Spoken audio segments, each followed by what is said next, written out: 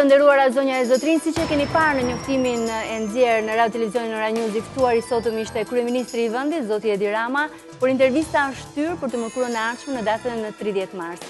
Me siguri kreu i qeverisë ka pasur një arsye të fortë për të anulluar vizitën në moment të fundit dhe ardhjen në këtë studio për një intervistë në Tonight. Megjithatë, të gjitha pyetjet që më keni dërguar deri tani në faqen e Facebookut në Tonight Ilvetare, por dhe të tjerat që do të dërgoni në ditët në vijim, unë do t'i bëj pjesë të bisedës së përballjes që do të kemë me kryeministrin të mërkurën e ardhshme. Por sot kam zgjedhur një tjetër temë të rëndësishme, e cila në fakt ka ngjallur debat në opinionin publik. Ja, por çfarë do të flasim? Komentet online janë kthyer në një shqetësim për persona të caktuar, të cilët shpeshherë për hir të klikimeve kthehen në objekt shitje dhe ofendimesh për shkak të artikujve jo të përshtatshëm tek media të ndryshme online. A duhet të komentojnë çdo gjë dhe si të duan lexuesit e portaleve online? Qeveria ka propozuar një ligj që kufizon këtë liri. Disa janë dakord me këtë projekt ligj, me argumentin se komentet e tyre në raste të shumta dëmtojnë imazhin, dëmtojnë reputacionin dhe ndërhyjnë në jetët private të personazheve të përfolur. Në fakt, rastet e tilla janë shumë dhe kjo duke se nuk po njeh limit, me portale që nga një dhomë përgjojnë llogaritë personale të Facebookut dhe Instagramit të personazheve dhe vrapojnë ta bëjnë artikull me tituj grotesk, duke nxitur kështu edhe komentuesit të shprehen pa etik, duke përdorur çdo fjalë që t'u vinë në mendje për personazhet, duke ndërhyrë deri në intimitetin e tyre. Nga ana tjetër, qëndrojnë ata që mendojnë se ligji është një manovër për t'i mbyllur gojën mediave duke vënë shenjën e barazisë mes mediave informuese dhe portaleve të funksioneve të ndryshme.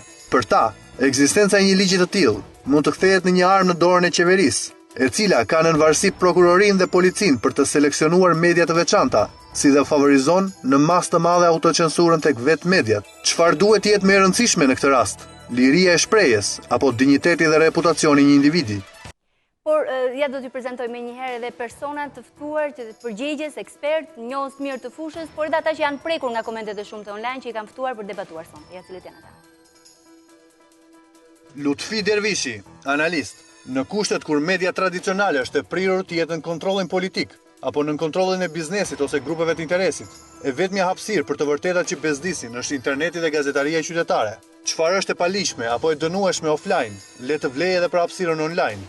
Milena Harito, Ministër Shteti për Inovacionin dhe Administratën Publike, sot në portale të ndryshme online, rëndom shkruan komente fyese dhe denigruese që pasojnë shkrime me autor dhe përmbajtje të ndryshme. Kjo situatë duhet të ketë një fre. Ministria e Inovacionit kërkon t'i vinë në ndihmë kësaj situate duke propozuar ndryshime në ligjin ekzistues të tregtisë elektronike. Joleza Koka, kryetare e Forumit të Rinor Eurosocialist Shqiptar, problemi me fyerjet online qëndron në faktin se shumë sjellje mund të interpretohen si të tilla, nga këndvështrime të ndryshme. Kritika, tallja dhe sarkazma mund të duken si fyerje. Njerëzit mund të ndihen të lirë të fyejnë, sepse jemi shoqëri e lirë. Mungesa e tolerancës ndaj mungesës së tolerancës nuk është zgjidhje. Darian Pavli, drejtori i programeve Fondacioni Shoqëria e Hapur. Skema e propozuar ka disa defekte shtesë, që me shumë gjas do ta kthejnë censurën e ndërmjetme që parashikon ligji në censurë permanente. Ka paqartësi edhe për autoritetet përgjegjëse, dhe cili prej tyre është kompetent për shkelje të caktuara. Ligji krijon rrezikun e censurës ekzekutive. Faleminderit që ndodheni këtu, zonja ministre, po e nis me ju fillimisht për një sqarim të përgjithshëm, pas do të hyj me siguri në detaje. Pse ishte nevojshme ndërhyrja juaj me këto ndryshime që keni propozuar në ligjin e tregtisë elektronike dhe pse u përfshin dhe mediat online aty? Faleminderit për ftesën. Në radh parë, është një projekt ligj, e theksoj një projekt ligj, pra jemi duke e konsultuar, i cili ka ngjallur shumë debat.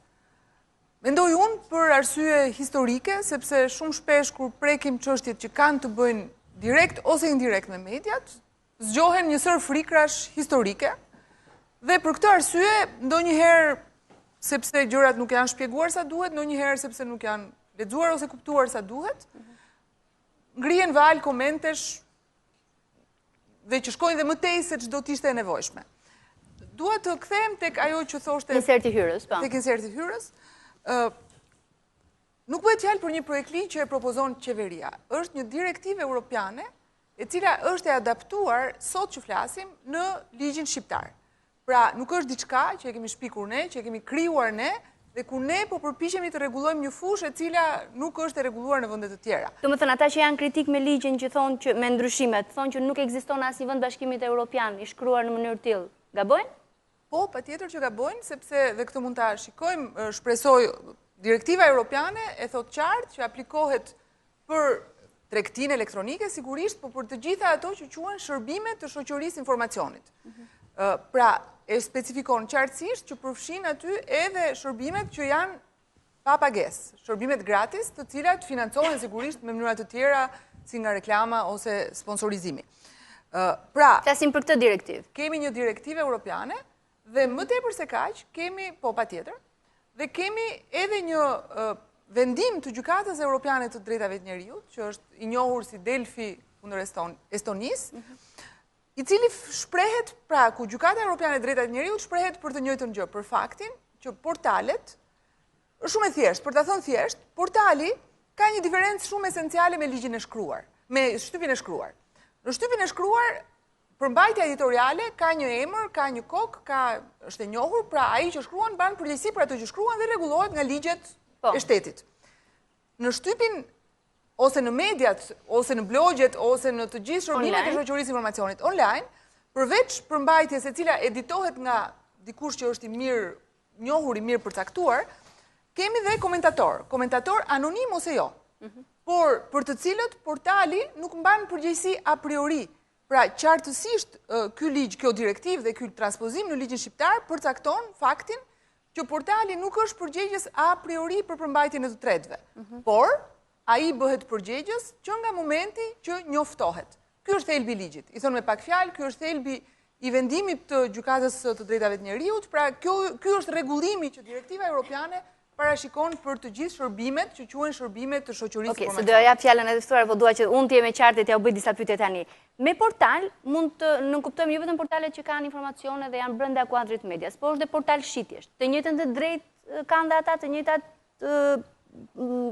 direktiva duhet i drejtohen? Direktiva aplikohet në të njëjtën formë. Përse? Sepse direktiva dallon qartë përmbajtjen për të cilën portali është përgjegjës, pra përmbajtjen që e prodhon vetë, dhe kjo është e vërtet për një website të tregtisë elektronike ose për një website që prodhon informacion, dhe përmbajtjen për të cilën nuk është direkt përgjegjës. Dhe këtu hyn për shembull një pjesë ku një portal lë një hapësirë për të bërë reklam, portali nuk është përgjegjës për reklamën, sepse dhe reklama mund të ketë problemet e veta, dhe përfshin sigurisht komentet që janë gjëja për cilën ne mendojmë menjëherë, pra gjithë komentatorët të cilët komentojnë, por për të cilat nuk është përgjegjës a priori portali.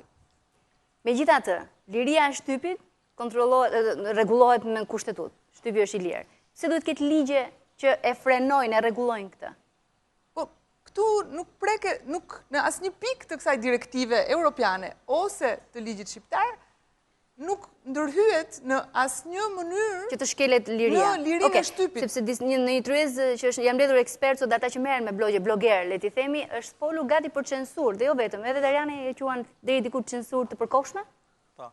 Pse? Duhet jemi qartë, dy pika fillimisht, ka aspekte të projekt ligjit që janë pozitive dhe që unë i përshëndes, si për shembull detyrimi që portalet të pranojnë ankesa nga publiku. Dhe që ka vend për vetërregullim më të fortë të portaleve dhe për të nuk ka dyshim. Ku është problemi me detajet e iniciativës së propozuar? Është fakti që shkon përtej të drejtës evropiane në disa element që e bëjnë atë, do të thoja kundër drejtës evropiane me një karakter punitiv.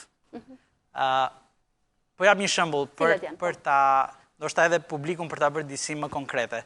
Cila është skema e propozuar dhe ku besoj se kemi një diferencë opinioni me zonën ministre.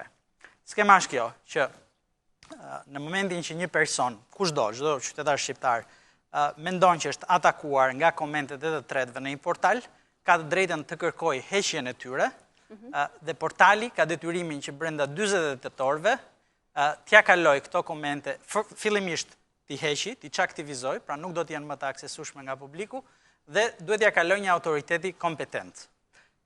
Ku është problemi? Mund duket racionale në pamje të parë. Problemi është ky. Imagjinojmë këtë situatë. Dhe një gjë tjetër e rëndësishme, nëse portali nuk e bën këtë, nuk heq komentin brenda 48 orëve, gjobitet me një gjobë të konsiderueshme prej 200.000 lekësh të reja. Kjo është një element që shkon përtej të drejtës evropiane. Ku është problemi? Imagjinojmë një situatë konkrete. Jemi në një fushat elektorale, një qytetar i zakonshëm, të gjithë kanë nga një videokamera në xhep me celularët e tyre,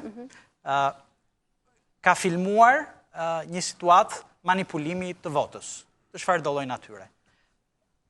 Kandidati konkret, i palës atakuar apo partia e tij, mund t'i kërkojnë portalit që në mënyrë imediate dhe jo më vonë se 48 orë ta heqë këtë informacion. Dhe ajo që ndodh është që ky informacion do t'i çojë një autoriteti përgjegjës, thot projekt ligji, është shumë e paqartë se cili është ky autoritet përgjegjës, mund të jetë dhe një organ ekzekutiv, mund të jetë një seksion kundër krimit kibernetik në policinë e shtetit. A është kjo një çështje në këto rrethana që ne duam t'ja lëm një seksioni në policinë e shtetit që të marrë një vendim mbi të drejtën themelore të shtetasve për të bërë publike këtë lloj apo qoftë edhe një autoriteti që varet direkt nga qeveria? Unë do thoja çdo lloj autoriteti që varet në rrethana të tilla. Nga ekzekutivi. Mund flasim ka disa autoritete që në regjimin ton juridik kanë autonomi të mjaftueshme, siç mund të jenë komisionerët e dhënave personale apo kundër diskriminimit, po çdo lloj autoriteti tjetër që nuk është gjykata, marrim fyërin dhe shpifjen. Cili është autoriteti kompetent për të zgjidhur këto lloj konfliktesh në Republikën e Shqipërisë? Vetëm gjykata. Dhe është kjo mungesë detajesh, e para është elementi punitiv i kësaj gjobës që e kthen dhe autoriteti që ka të drejtën për ta dhe mungesa e specifikimit të skemës së autoriteteve dhe mungesa e afateve. Këta autoritete nuk kanë asnjë lloj afati brenda të cilit duhet kthejnë përgjigje apo duhet marrin mas. Po, zonja Arita. Druaj se po përzgjejmë shumë gjëra bashkë. Po i kthejmë rastit për ta bërë të kuptueshëm për publikun. Rastit që përmendët ju, pra dikush filmon një manipulim votet, themi. Nëse gazeta... Ky rast nuk ndodh këtu, kështu që më nuk kaloj. Nëse gazeta e shkruar ose portali mediatik. Portali do të dëshiron në emrin e tij të publikojë këtë informacion, kjo është gazetari dhe ka absolutisht të drejtën ta bëjë këtë gjë dhe askush. Dhe po erdhi një koment dhe që thotë, atëherë. Komentet mund të raportohen nga pala e cënuar dhe ligji përcakton qartë që nuk mundet një i tretë, pra nuk mundet sekretarja ime të thotë është cënuar ministrja si person publik. Duhet unë vetë si person fizik të ndihem e cënuar dhe të them jam e cënuar, pra të raportoj që jam e cënuar për një përmbajtje të përcaktuar nga ligji si të paligjshme. Pra, është e paligjshme ky rasti, është i paligjshëm? Jo, nuk ka asnjë ligj në Republikën e Shqipërisë që thotë që kjo është një përmbajtje e paligjshme. Përmbajtjet paligjshme janë të përcaktuara në Kodin Civil dhe Penal. Pra janë ato që sot ekzistojnë si të tilla. Dhe një herë, ky është vendimi Delfi, thotë eksaktësisht të njëjtën gjë dhe më falni, dhe një gjë. Të gjitha këto për cilat flasim ekzistojnë në ligjin sot.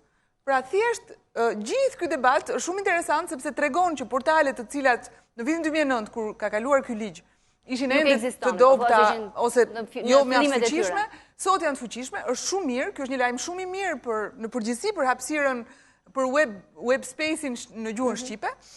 Sot janë sensibilizuar, por të gjithë këto detyrime ekzistonin, gjoba ekzistonte, detyrimi për të hequr përmbajtje në bazë raportimit ekziston dhe në ligjin aktual thuhet me një herë. Pa përcaktuar çdo thot me një herë. Dhe ne kemi futur afate duke thënë 24 orë në rast se është shprehur një gjykat, 48 orë nëse është raportuar nga personi cënuar. Darja, kemi përgjigje? Edhe një herë, mua nuk më rezulton që gjoba të ketë qenë pjesë e ligjit aktual dhe nuk e kam parë asnjëherë që të jetë pjesë e direktivës dhe së drejtës evropiane dhe nuk dishi një vend tjetër i BE-s të ketë të njëjtin sistem penalizues. Tjetër gjë që ka ndryshuar është referimi te këto autoritetet kompetente dhe ajo nuk ka qenë pjesë e ligjit deri tani. Dhe po ashtu nuk më rezulton që të jetë pjesë e modelit të përgjithshëm evropian. Është mungesa, pjesërisht është në koncept dhe pjesërisht janë disa mangësi teknike në mënyrën se si është formuluar skema që mendoj e bëjnë jashtëzakonisht vështirë zbatimin e saktë të saj në praktik. Është totalisht e kundërta, do të thoja, ligji ekziston, ligji është i zbatueshëm sot, kushdo që dëshiron sot të raportojë një përmbajtje të paligjshme në një portal ka të drejtën ta bëjë. Portali ka detyrimin ta heqë atë menjëherë, thjesht nuk është i zbatueshëm në formën e sotshme, sepse nuk përcakton afate, pra menjëherë mund të thotë një muaj është menjëherë ose një vit mund ta cilësojmë si menjëherë. Dhe këtu është shprehur dhe gjykata europiane të drejtat e njerëzit Dhe gjobat sigurisht ekzistojnë në ligjin aktual, kështu që... Ekzistojnë gjoba për 200.000 lekësh në ligjin aktual? Patjetër që gjoba ekziston. Një pyetje konkrete, si do të ligji thotë që portali ka detyrimin ta çojë çështjen te një autoritet kompetent. Cilat janë këto autoritete kompetente? Cili autoritet është kompetent për fushat caktuara të së drejtës? Ai takon portalit të marrë këtë vendim se cili prej këtyre autoriteteve është kompetent? Çfarë ndodh nëse autoriteti thotë jo, nuk jam unë kompetent, nuk është komisioneri për drejtë personale, shko te policia e shtetit, shko te ndonjë nga këto agjencitë teknike? Më duket mjaft kaotike. Po, nuk do ta thoja kështu. Ky ligj nuk mund të rregullojë gjithë shtetin. Ky ligj rregullon një fushë të caktuar. Se kush përcakton se cili është autoriteti kompetent në një fushë të caktuar, e përcakton Kodi Civil dhe Kodi Penal. Në qoftë se ju duket që Kodi Civil dhe Kodi Penal janë kaotik, kjo është një çështje shumë e gjerë. Cili është autoriteti kompetent për shpifjen dhe fyerjen në Republikën e Shqipërisë?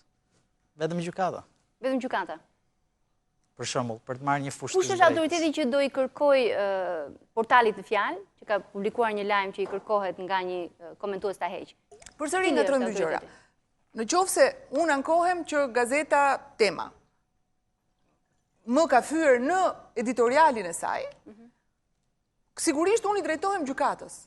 Dhe është e vetmja rrugë. Gazeta Tema del me fytyrën e vet, thot unë... Dhe merr përsipër përgjegjësinë për editorialin. Dhe autoriteti kompetent është gjykata. Këtu bëhet fjalë për komentet. Një komentator, të cilin nuk e merr askush përsipër. Mendoj që duhet shpjeguar rasti Delfi për të kuptuar. Do ta shpjegojmë. Ja sa të mbaroj të pjesë, ta jap më një herë fjalën që ta shpjegojmë. Po, që po referohemi pa shpjeguar. Do ta shpjegojmë. Nëse një komentator më fyen dhe unë konsideroj që më fyen, dhe unë kur raportoj jam e cënuar, kam detyrimin të shpjegoj nenin e kodit civil ose penal, sipas të cilit ndihem e fyer, bën për shembull le të themi një koment racist. Dhe thot diçka, unë e raportoj sipas këtij neni, kjo konsiderohet raciste, në këtë rast portali ose merr përsipër të thotë jo, unë nuk e se konsideroj fyerje, dhe në këtë rast gjendemi në rastin sikur portali ka marrë përsipër vetë për mbajtjen, ose thot, dakord, unë e konsideroj, po e pezulloj dhe le të shprehet gjykata nëse çështja shkon në gjykatë. Nëse portali dhe personi e zgjidhin me ndërmjetësim siç është parashikuar në ligj, çështja mbyllet aty dhe kaq. Është kaq e thjeshta kaq. Nuk besoj se sot ekziston dikush që nuk është i ndjeshëm ndaj faktit që komentet, sidomos anonime, tek gjithë portalet kanë arritur një nivel që është jashtëzakonisht i shëmtuar për gjithë shoqërinë, ku ka çështje që prekin fëmijët, ka çështje të gjitha fushave ku është e nevojshme që të ketë një përgjegjësim, se këtë po kërkohet, të ketë një përgjegjësim të komenteve dhe të ketë një mbrojtje. Pra të mos jetë drejta vetëm e atij komentatorit anonim, por të jetë drejta e personit për t'u mbrojtur kaq. Darjen, mbaj pyetjet dhe komentet se do të kemi prapë, se dua që në fakt luti shumë duroj 20 minuta pa folur për një fushë që kam përshtypjen e ka për zemër, e ka përdorur ndër të parët në Shqipëri, ka qenë profesori im i kompjuterit në 94. Po, edhe si natyrë që flas shumë, kështu që duhet Kështu që na shpjegoj pak çfarë po ndodh deri tani. Duhet shpjeguar rasti Delfi me Estonin, nga që i referohemi. Jam shumë dakord me Darianin që ka, domethënë, direktiva europiane thot limited liability, dhe thënë ndëshkimi kufizuar. Dhe vetë rasti Delfi në fund fare për një vend si Estonia, për një ekonomi si Estonia, bët fjalë për 320 euro gjob që ka marrë portali. Ky është ndëshkimi dhe ka thënë për këtë është proporcionale dhe ja vlen të merret. Çfarë është rasti Delfi themi në këto të tjerat? Një portal i madh që boton 330 lajme mesatarisht në ditë, ka botuar një shkrim për një tragedë që ka zgjedhur një rrugë më të shkurtër për të shkuar te disa ishuj dhe ka prishur akullin që mund të shfrytëzohej për një rrugë tjetër dhe komentues të zemëruar kanë bërë disa komente. Pronari i tragedit ka qenë e ka ndjerë veten të lënduar, ka kërkuar të hiqet, janë hequr, ai ka çuar çështën në gjykatë. Në gjykatën sepse janë hequr pas 6 javësh. 6 ditë, 6 javë ka rëndësi. Po është e rëndësishme. Pastaj edhe gjykata, edhe gjykata e supreme atje, do të thënë, e la vendimin themi që ndëshkonte portalin, dhe në çështjen e madhe është a kemi të bëjmë me kufizim të lirisë shprehjes në rastin e këtyre komenteve. Do të thënë aplikohet ai artikulli 10 për lirinë e shprehjes. Dhe gjykata pas një maratonit gjatë, nuk bëhet fjalë që kjo histori ka nisur 2006 e ka marruar në qershor 2015, 9 vjet, thot, do të thënë që dikush në këtë lloj gjëje është përgjegjës. E para merret në 4 gjërat merret koncepti, komentet janë fyese dhe të papranueshme. E dyta merret fakti që këtyre personave që kanë komentuar dhe fyer, portali nuk ka krijuar mundësinë që ato ta zhbëjnë gabimin që kanë bërë. Domethënë ti nëse dikush bën një koment anonim dhe bëhet pishman, ai nuk e ka mundësinë që ta heqë dhe të rikthehet. E treta, portali ka krijuar, domethënë në mbajtjen e përgjegjësisë, domethënë një njerëz i lënduar nga komentet dhe natyra e tyre është mjaft e rënduar në Shqipëri, në disa raste është alarmante, saqë të bën që të kërkosh jo azil nga Shqipëria, po azil nga njerëzimi, në kuptimin e gjuhës si përdoret.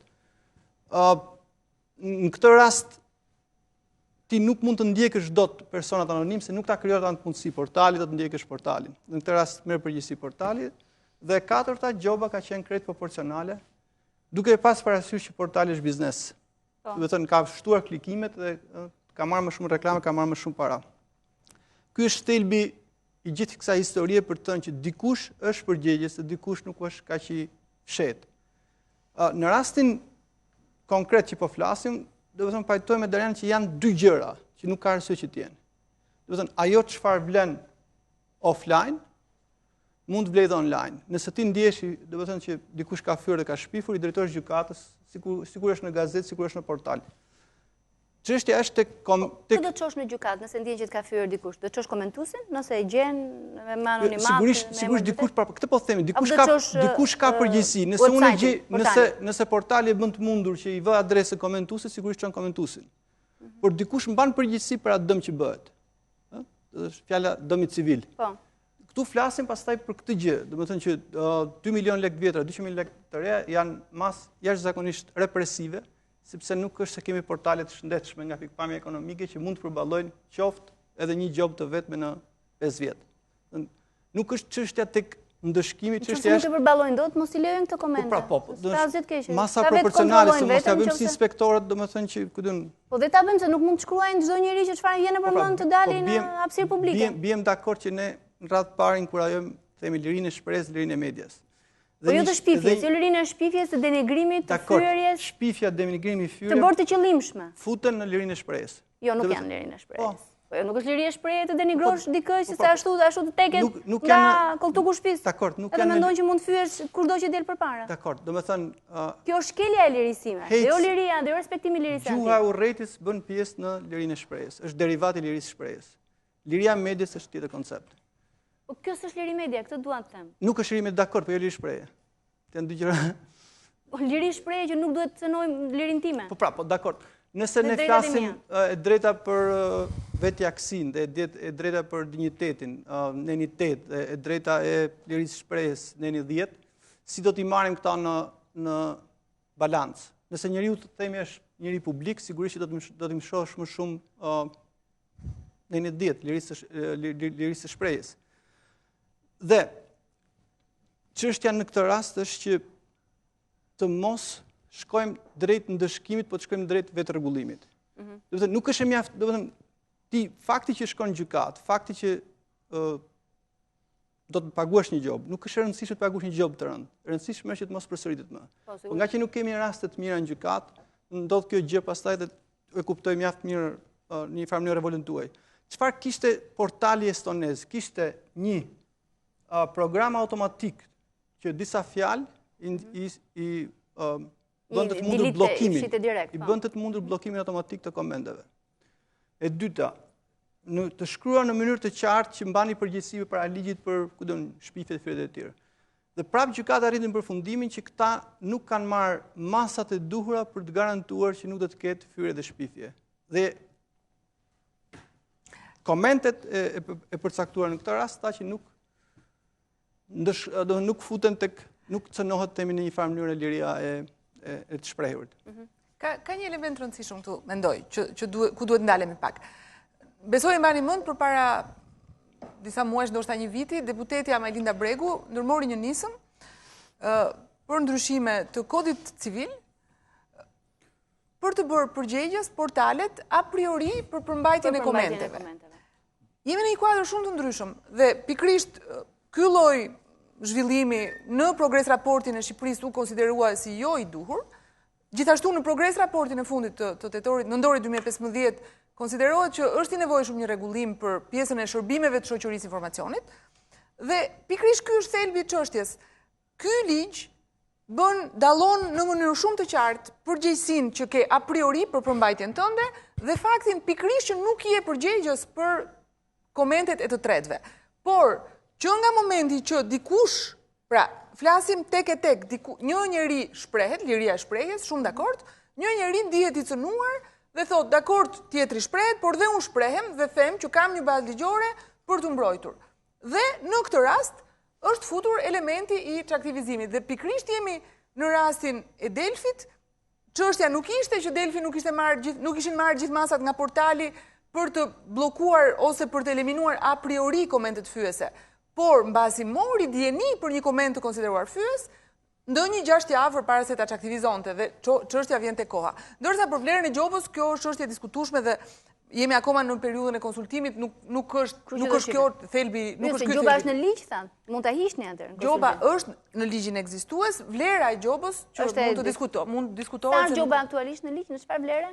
Gjoba aktualisht është 200.000 lekë të reja.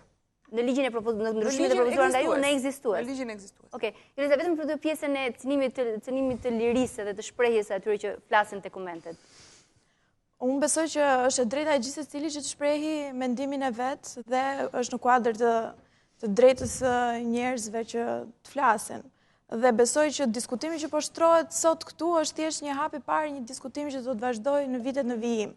Hapësira online është relativisht një hapësirë e re diskutimi, po ndërkohë nëse mund të shohim 97% të rinjve nga 11 në 19 vjeç përdorin një nga këto hapësira komunikimi online, që kështu rregullatorët ligjor janë më së domosdoshëm.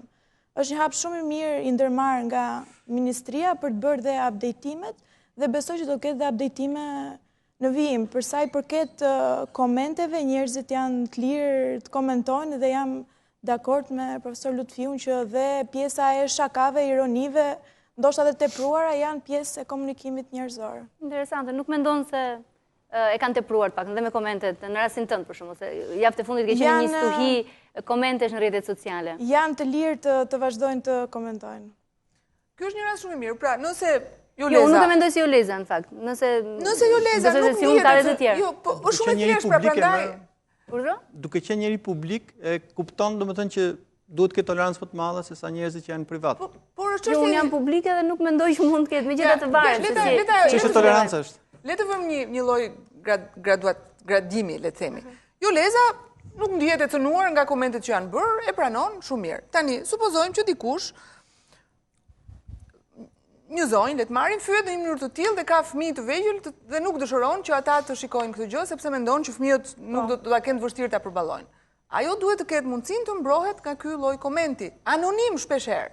Pra, ka një transformim të drejtës i cili gjen ndonjë koment që është kështu me emër. Mund të ketë komente me emër. Unë s'kam parë ndonjë me emër. Në Facebook për shembull. Përveç atyre që i kanë vetë portalet e tyre dhe që e përdorin këtë si pushk.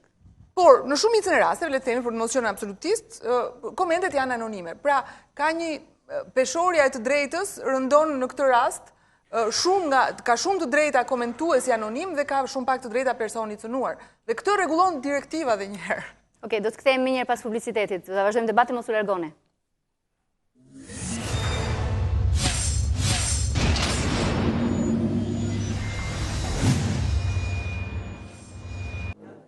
Jemi rikthyer dhe pse ka vazhduar debati gjatë reklameve. Derian, çfarë po debaton me ministrin Harito?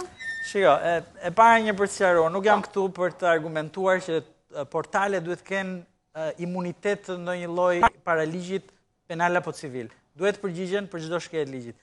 Thelbi i çështjes këtu është në skemen që ka propozuar qeveria, kush e vendos paligjshmërinë, e para. E dyta, u përmend çështja Delfi, edhe si jurist kam një detyrim profesional mendoj të saktësoj disa gjëra.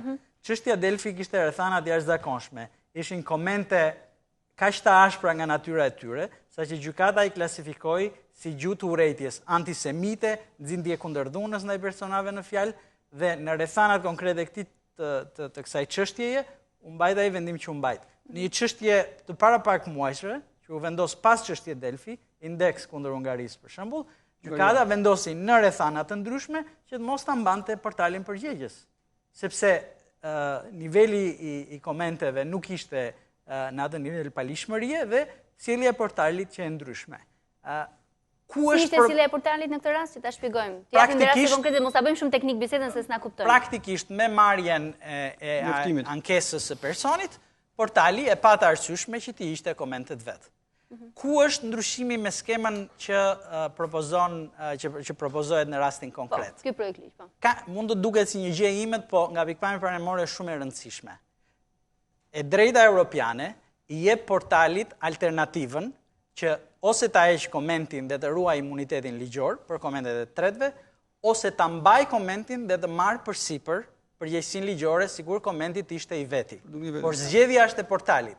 Në rastin e skemës së propozuar në këtë çështje. Ka zgjedhje portali. Ka të drejtë. Po nuk mund të ketë zgjedhje nëse ke një job 2 milion lek prapa koke. Kjo nuk është zgjedhje. Kjo është një element punitiv që mund duket gjë e vogël, por realisht portali nuk ka zgjedhje në skemën që propozohet. Ose e heq menjëherë apo shumë shpejt brenda 48 orëve për mbajtjen, ose do të gjobitet. Ja që të na sjellë ministre këtë. Prap, vetëm me denoncim duhet të reagojë apo duhet ta verifikojë nëse ka vërtet fyerje portali? Apo është detyruar nëse ka një denoncim, duhet ta heq patjetër ose përndryshe ka gjobën? Darieni e përmbledhi shumë mirë direktivën dhe ligji transpozon eksaktësisht të njëjtën gjë. Pra, portali ose konsideron që nuk është përgjegjës a priori për komentet dhe nuk mber përgjegjësi për to, për përmbajtjen e vet jemi në të njëjtin kuadër. Nëse dikush raporton, portali gjendet në të njëjtën situatë sikur është përmbajtja e vet. Pra, ose merr përsipër që ta heq, ose ta marr përsipër që ti qëndroj, por do të shkojë gjykatë dhe përballet me to ose me gjobën. Përballet në gjykatë nëse personi i cënuar shkon në gjykatë. Përveç gjobës.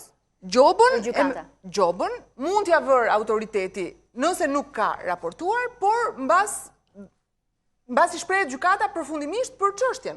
Sigurisht. Po, gjoba e ndryshon komplet dinamikën dhe impaktin nga pikpamja e lirisë së shprehjes. Gjobën e ka dhe direktiva, në nenin 20 të direktivës është gjoba. Që kanë vendet e BE-s. Jo, nuk më konstatoj. Ka të bëjë me proporcionalitetin. Në ti ke problemin të proporcionalitetit, dhe janë e thotë që nuk ekziston fare. Gjoba ekziston, por të proporcionalitetin kuptimin që mos jetë të gjykohet. Në bazë të trafikut që mund të ketë portali dhe mundësive që kanë për të paguar. Mundësive që ka portali. Ti s'mundet që ta ndërshkosh atë që të mbyllet në mënyrë automatike apo të nxjishësh autocensurën. Ka një portal që ka më pak klikime dhe bën më pak të ardhur. Nuk është çështja e ndërshkimit, çështja është tek vetë korrigjimit temi. Flasim për komentet fyese dhe do doja që përtej pjesës reagimit ligjor në këtë aspekt përpara pjesën e impaktit që ajo ka tek jeta e njerëzve. Dhe në disa sondazhe që janë bërë në Europë, tregohet që në një kampion të madh të rinjve të pyetur, të cilët kanë qenë pjesë e cyberbullying, që kjo është konkretisht ajo që është kjo e komenteve fyese, domethënë përdorimi i teknologjisë për komunikim, për të fyer dhe për të denigruar, për të kërcënuar një person të caktuar. Dhe do përmendja vetëm një shifër që ndoshta mund të tingëllojë dhe tregon pak rëndesën dhe gravitetin e diskutimit. 10% e këtyre personave të prekur kanë tentuar në një moment të caktuar të jetës tyre dhe vetvrasjen, që mund të duket si komplet për shkak të fyerjeve dhe denigrimit që i kanë ndodhur. Po, dhe 16.000 nga 100.000 personat e pyetur, të cilët ishin të moshës adoleshente, kishin munguar në shkollë në ditët në vazhdim për shkak të këtij tensionit dhe kësaj trysnie. Dhe besoj që ekzistenca e këtyre ligjeve i mundson të rinjt dhe familjarët e tyre që të përballen në rrugë institucionale, por gjithashtu dhe ngre disa çështje në shoqëri, se çfarë është bullizmi dhe bullizmi online. Dhe këto janë disa nga çështjet që nuk është se jemi duke i rrahur shumë në diskutimet tona të përditshme. Ndërkohë që gjithë secili nga të rinjt që shkojnë në shkollë vetëm të mendojnë qoftë për veten e tyre, patjetër që njohin një shok ose shoqe të klasës që ka qenë i cënuar në një moment të caktuar nga diçka e tillë. Po Darian, se përfundova. Për ta konkretizuar, kurse po vim shumë vërdall ti problemit gjobës. Edhe me që se ti, Ilva, pavarësisht rolit që keni, keni një lloj sensitiviteti për të drejtat e atyre që preken, që është me vend, edhe ata kanë drejta themelore. Supozojmë se ju vjen një video nga një qytetar, apo në faqen tuaj një qytetar uploadon, ngarkon një video. Dikush tjetër ankohet. Dhe ky qytetar uploadon nga Amerika. Po s'ka rëndësi se supozojmë se është subjekti... Nuk e kap ligjet shqiptare. Nuk ka asnjë rëndësi në fakt. Supozojmë se është subjekti i jurisdiksionit shqiptar. Në këtë moment, ju dhe Ora News duhet marrni një vendim. Gjykimi juaj dhe ndoshta juristëve që ju konsultoni është që video është e lishme. Personi që atakohet në këtë video ankohet dhe thonë nëse nuk e ishni brenda 48 orëve, do të sankcionohemi në bazë të ligjit. Kjo është zgjedhja që duhet bëjë Ora News. Dhe zgjedhja është ose ta mbaj videon sepse mendon se është e lishme, dhe këto çështje nuk janë kaq të pastra nga pikpamja juridike, shpifja dhe fyerja janë jashtëzakonisht komplekse nga pikpamja juridike, prandaj zakonisht i lihen gjykatave. Pra, zgjedhja juaj është ose ta hiqni videon, ose të ekspozoheni në një gjobe për çdo rast që ndodh kjo, prej 2 milion lekë. Dhe ky është problemi me skemën. Që të maseroj ministri Kapjet. Edhe një se ta serojnë se ndoshta kam krijuar një keq kuptim në këtë mes. Do të thënë gjobat tek e fundin e shoh si koncept që shkon te gjykata, jo tek autoriteti. Gjoba është automatike. Do të thënë gjoba automatike është hap negativ sepse pengon lirinë e shprehjes.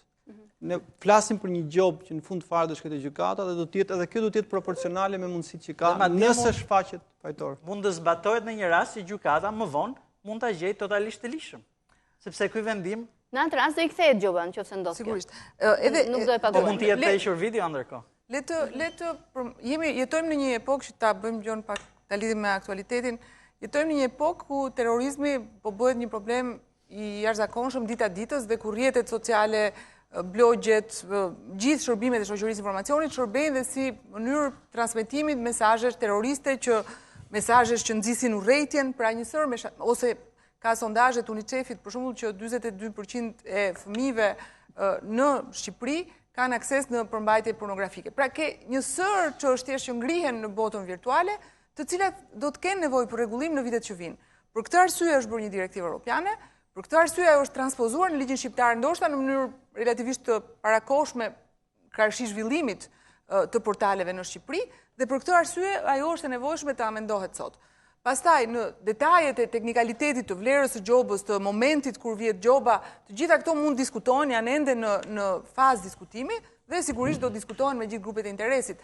Dua të cilësoj këtu një portal ndërkombëtar që quhet inhope.org, pjesë e cili Shqipëria nuk është sot, dhe po të shikoni hartën e inhope.org, pothuajse gjithë vendet e rajonit janë, i cili pikrisht nxit dhe është i mbështetur nga Bashkimi Evropian, nga Facebook, nga Google, nga gjithë aktorët e mëdhenj të internetit, i cili nxit raportimin e përmbajtjeve të paligjshme. Dhe njëherë dua të theksoj, ky ligj nuk merr përsipër në asnjë rast të cilësojë cila është përmbajtja e paligjshme, dhe këtu është thelbi i çështjes. Kush e cilëson çfarë është përmbajtje e paligjshme? Kodi civil, kodi penal i Republikës Shqipërisë, dhe është kaq e thjeshtë kaq. Nuk ndërhyn ky ligj në këtë gjë. Dhe ky rregullon çështjen që është specifike e botës online, që është raportimi të tretëve në një gazetë, është shumë e thjeshtë, në një gazetë të shkruar, ju sot nuk keni një rubrikë ku dikush në mënyrë anonime shkruan në mënyrë të vazhdueshme dhe ka një hapësirë të pafundme shprehjeje karshi të tretëve. Kjo është çështja. Edhe diçka desha të them. Ne nxisim në këtë ligj edhe vetë rregullimin. Pra, ne nxisim portalet që të botojnë një kod etike dhe ka dhe një element tjetër që mendoj është i rëndësishëm, është në ligjin ekzistues, por jemi munduar ta saktësojmë, që është çështja e detyrimit për të dhënë një pikë kontakti për portalin. Ja ku është, e kishim bërë gati. Ja ku është Le Monde te komentet.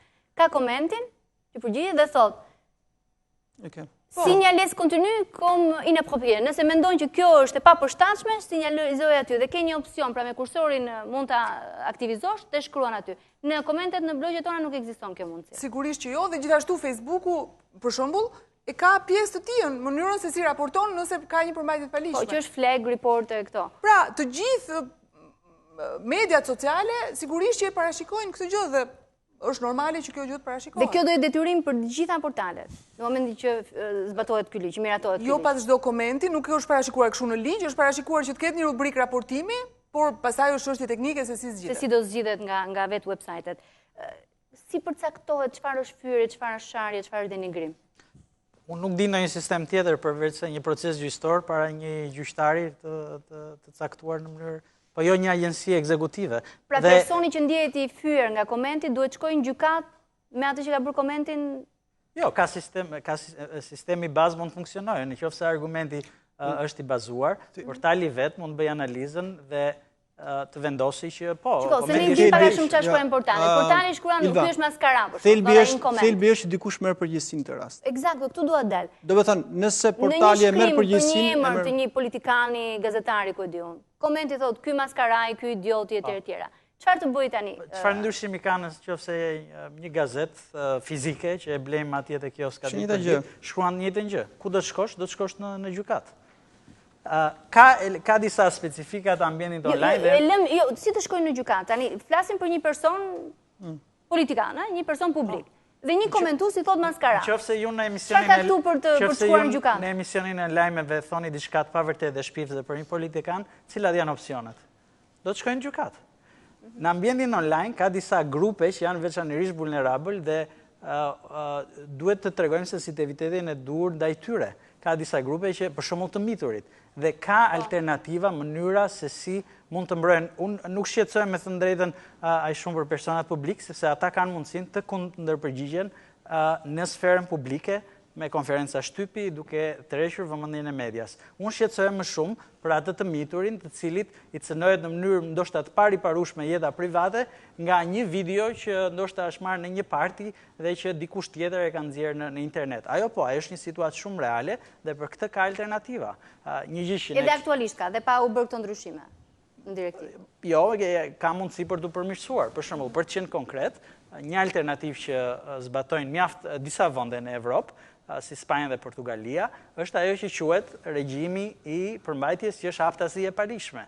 Nëse një përmbajtje është aftësi e palishme dhe ka potencialin të cënojë rënd të drejtat e dikujt, atëherë portaleve u kërkohet në këtë situatë jashtëzakonshme që ta heqin përmbajtjen sa më shpejt, derisa të vërtetohet lishmëria. Pra, është një të gjë, është eksaktësisht një të gjë. Jo, po janë në rastet jashtëzakonshme, nuk është për çfarëdo lloj rasti, nuk është për atë personin që është duke manipuluar zgjedhjet, edhe ai mund të pretendojë që është shpifur ose është fabrikuar në një farë mënyrë video.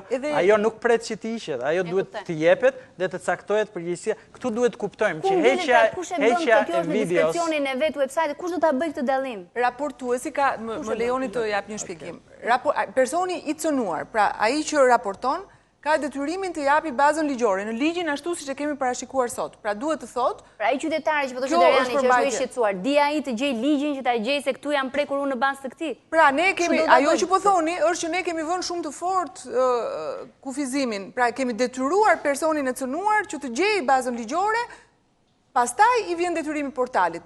Ajo që po thotë Deriani është më pak, është që ai thotë kjo është haptazi e palishme dhe portali duhet ta heqë. Po gjëra që janë objektivisht haptazi e palishme. Po çfarë është objektivisht? Çështja e objektivitetit. Pornografia infantile është haptazi e palishme. Shkelja e jetës private të një të mituri nëpërmjet një videove me përmbajtje seksuale, ajo është haptazi e palishme. Shpifja dhe fyrja. Pra për të përgjigjur pyetjes tënde, çfarë kush do ta bëjë këtë? Gjithmonë në gjithë kuadrin evropian, vendimi i parë duhet të jetë i portalit. Nëse portali nuk bindet, portali jo vetëm nuk bindet, por aktualisht mendon që këto fjalë dhe këto komente i sillin shumë klikime. Dhe këto klikime i sillin para. Portali ka interes mos ta ndryshojë. Nuk mund të bëjmë supozime së natyre sepse është një sistem. Të lutem, është një sistem që është nuk përdorur deri tani. Ka portale që janë krejt jo etike, ka portale që mund vetë rregullohen, nuk mund t'i fusim gjithë në një fesë. Po le të vetë rregullohen, këtë po kërkohet. Po problemi është që regjimi juridik që kemi pasur deri tani nuk është përdorur dhe nga personat që kanë pasur mundësi të ankohen, nuk është përdorur. Edhe nga ato që kanë dashur të ndryshojnë ligjet për t'i bërë më drakoniane, as ato nuk e kanë marrë mundimin që t'i kërkojnë portaleve të vetë korrektohen.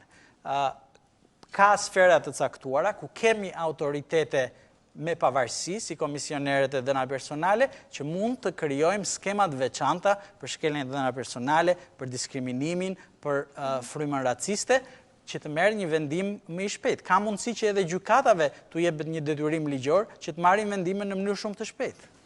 Ka dhe një mosnjohje të ekzistencës si koncept, ato që do reformojmë. Ka dhe një mosnjohje të ekzistencës së ligjeve.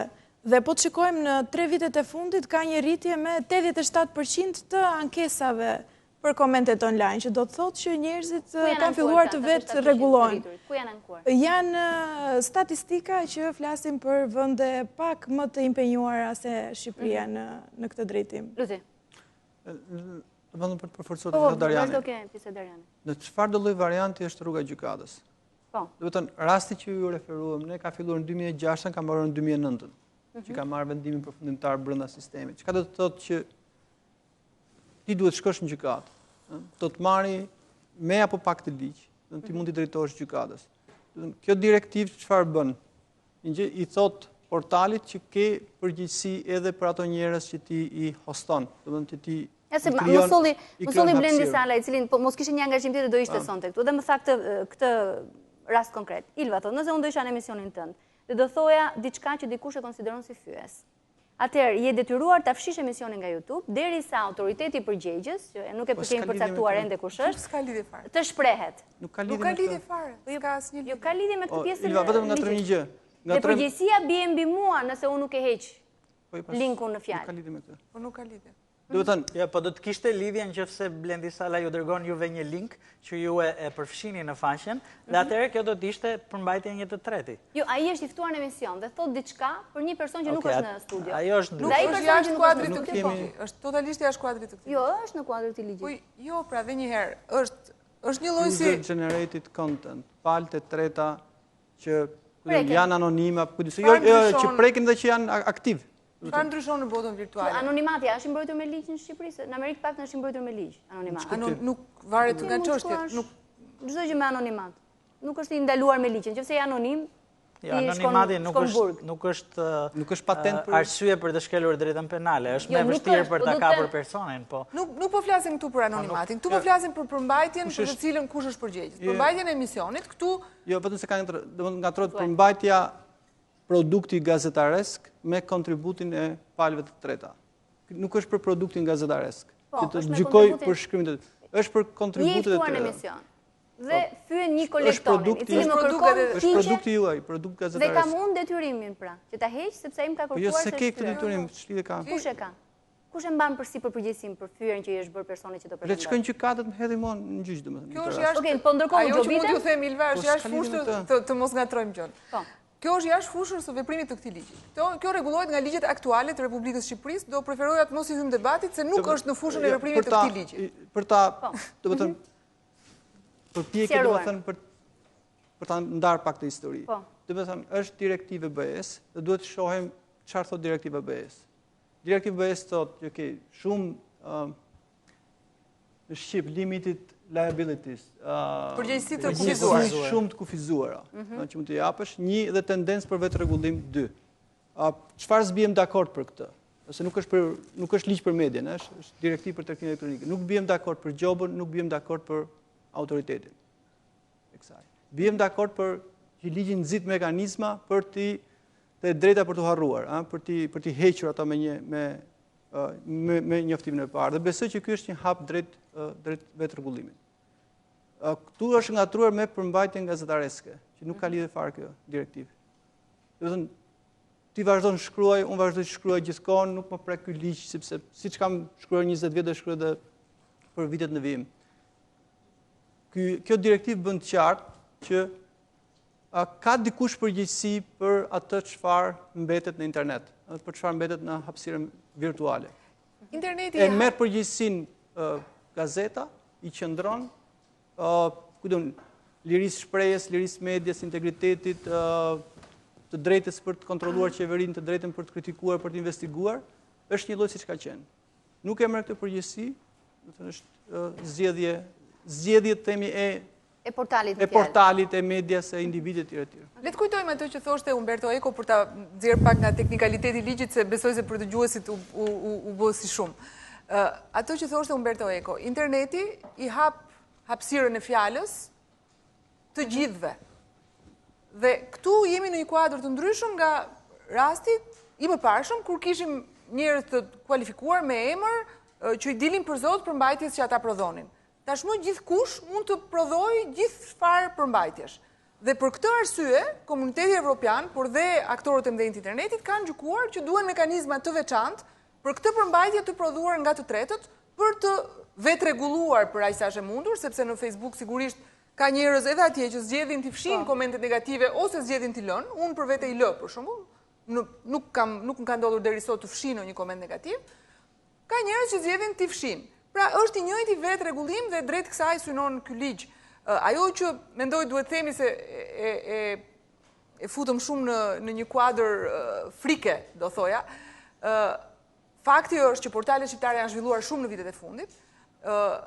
Është një lajm shumë i mirë për dinamizmin e kësaj fushë, dhe ajo që ne po bëjmë, dhe unë kam bashkëbiseduar me disa prej portaleve kryesore në Shqipëri, në Kosovë dhe në Maqedoni, të cilët kërkojnë me ngulm që gjuha shqipe të njihet nga platformat e publicitetit e reklamës, si më e madhja prej tyre është Google AdSense, që sot nuk e njeh ende gjuhën shqipe, njeh gjuhët e vendeve fqinj, por nuk njeh gjuhën shqipe, dhe kjo do të ishte një mënyrë për t'i ushqyer me të ardhurat të konsiderueshme portalet shqiptare, dhe për këtë jemi duke punuar shumë intensivisht me Google që të arrijmë në këtë pikë. Që mos të jenë të dëshiruar të kenë të rrisin klikimet në bazë të këtyre komenteve denigruese. Është një debat i madh, sepse edhe për të sjellë reklam duhet të kesh klikime, kështu që çështja është komplekse, por ajo që është e rëndësishme është që ne po punojmë edhe që të rriten të ardhurat e portaleve, sepse është e qartë që e ardhmja e zhvillimit është aty, dhe nga ana tjetër po adoptojmë direktivat europiane në mënyrë që këto të rregullohen ashtu siç e parashikon Bashkimi Evropian. Frika. Do të thënë, frika nuk është pa bazë. Ministra përmend në fillim një frikë me bazë historike që qëndron, por ka dhe një frikë konkrete, sepse brenda këtij viti kanë qenë 3 përpjekje jo shumë të lavdërueshme në kuptimin e lirisë medias. Për shpifjen thua. Ka qenë për kriminalizimin e shpifjes, ka qenë për komentet online, ka qenë dhe Neni 62 i famshëm. Edhe brenda pak muajve këto 3 ndërhyrje që shkojnë kundër lirisë medias, kundër rekomandimeve që japin dhe institucionet ndërkombëtare që përkujdesin me lirinë e medias, në sfondin e këtyre edhe kjo direktivë do të thënë ka rënë në një farë mënyrë viktim e një frike dhe paranoje ta quajmë. Njerëzit të djegur nga qulli do të fryen të kosit. Po ka dhe problemet që po themi, janë 2 problemet që nuk janë, do të thënë, nuk janë. Lutem që ta kuptoj pozicionin tënd. Ti je dakord me një pjesë propozimeve, po nuk mbështet, nuk ke paqartësi për pjesën e autoritetit përgjegjës dhe gjobës. Do të thënë, unë jam i qartë për një gjë. Do të thënë, nuk është ligj për direktive BE-s ti do ta bësh. Po. Duhet ta bësh në përputhje me principet që ajo thotë. Se nuk është çështje që do ta bëjmë apo do ta bëjmë. Se nëse do të ishte një gjë, do të ishte për ligj special që kemi nevojë të thoshim jo. Do të thënë, një vend që do të shkojë drejt brez do ta bëj këtë direktivë. Po. Në rastin konkret kush janë problemet? Kush është paqartësia? Nuk është për gazetarët, nuk është për median, e të tjerat, është për palët e treta. Në një farë mënyrë. Në sfondin ton, do të thënë, nga mund të jenë 3 apo 4% e komenteve që ja vlen ti lexosh. Dhe ka një abuzim më të madh. Por një shoqëri që ka vuajtur si e jona e toleron abuzimin për shkak të historisë, ky është çmimi që ne paguajmë për të qenë vend i lirë dhe demokratik. Me 2 korrigjimet e rëndësishme, jam krejt dakord me këtë se nuk ka zgjidhje tjetër, nuk ka se si ti jesh kundër. Edhe nuk, do të thënë, përshtypja ime, qofshe i gabuar, është që artikulimet për direktivën janë bërë pa e lexuar dhe pa e ditur kontekstin e direktivës. Jo, dallimi aty ka qenë që direktiva është për tregtinë po prapë kjo është tregtinë elektronike, tregtinë në internet, por media nuk mund të konsiderohet njësoj. Ai që prodhon dhe shet lajme nuk mund të konsiderohet njësoj si ai që shet telefona celular apo. Mendoj që ka patur një çnim, një lëndim të etiketë gabuar. Një lëndim të egos së medias në përgjithësi që e ka mbi interpretuar faktin që kjo quhet direktiva për tregtinë elektronike. Është e vërtet, direktiva quhet direktiva për tregtinë elektronike dhe shërbimet e shoqërisë informacionit, por edhe në anglisht shkurtimisht quhet direktiva e-commerce. Pra, edhe atje shkurtimisht i është dhënë emri direktiva për tregtinë elektronike, por përfshin qartësisht shërbimet e shoqërisë informacionit, siç e shpjeguam në kontekstin që shpjeguam dhe e cilëson qartë që përfshien dhe shërbimet që ofrojnë falas. Shërbimet e shoqërisë informacionit që ofrojnë falas. Kam dëgjuar komente për shembull që do të bllokohet Facebooku, s'ka lidhje fare me Facebookun. Jo që do bllokohet Facebooku, po në fakt një pjesë e mirë të fyerjeve ndodh në linkun në Facebook të këtyre portaleve. Po aty çdo bëjmë atyre komente aty. Ato nuk janë pjesë e këtij. Ato kanë ato se tjetra ti e raporton, ti e bllokon, ti e sinjalizon. Gjithmonë mund ta raportosh dhe sigurisht ligji aplikohet, ma kanë bërë dhe mua këtë. Domethënë notoj midis dy palë vërejtjesh, një palë që thon pse po bëhen dhe një palë që thon po mirë, po pse nuk rregulloni dhe Facebookun.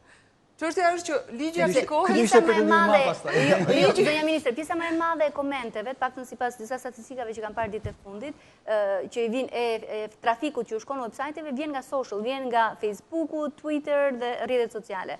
Çka tregon që ata lexohen më shumë aty sesa në websajtet e tyre origjinale.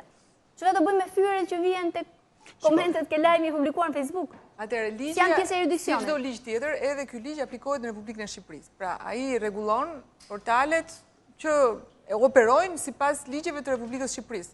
Facebooku ka ngritur mekanizmat e veta për këtë çështje dhe ata janë ekzistues sot që flasim.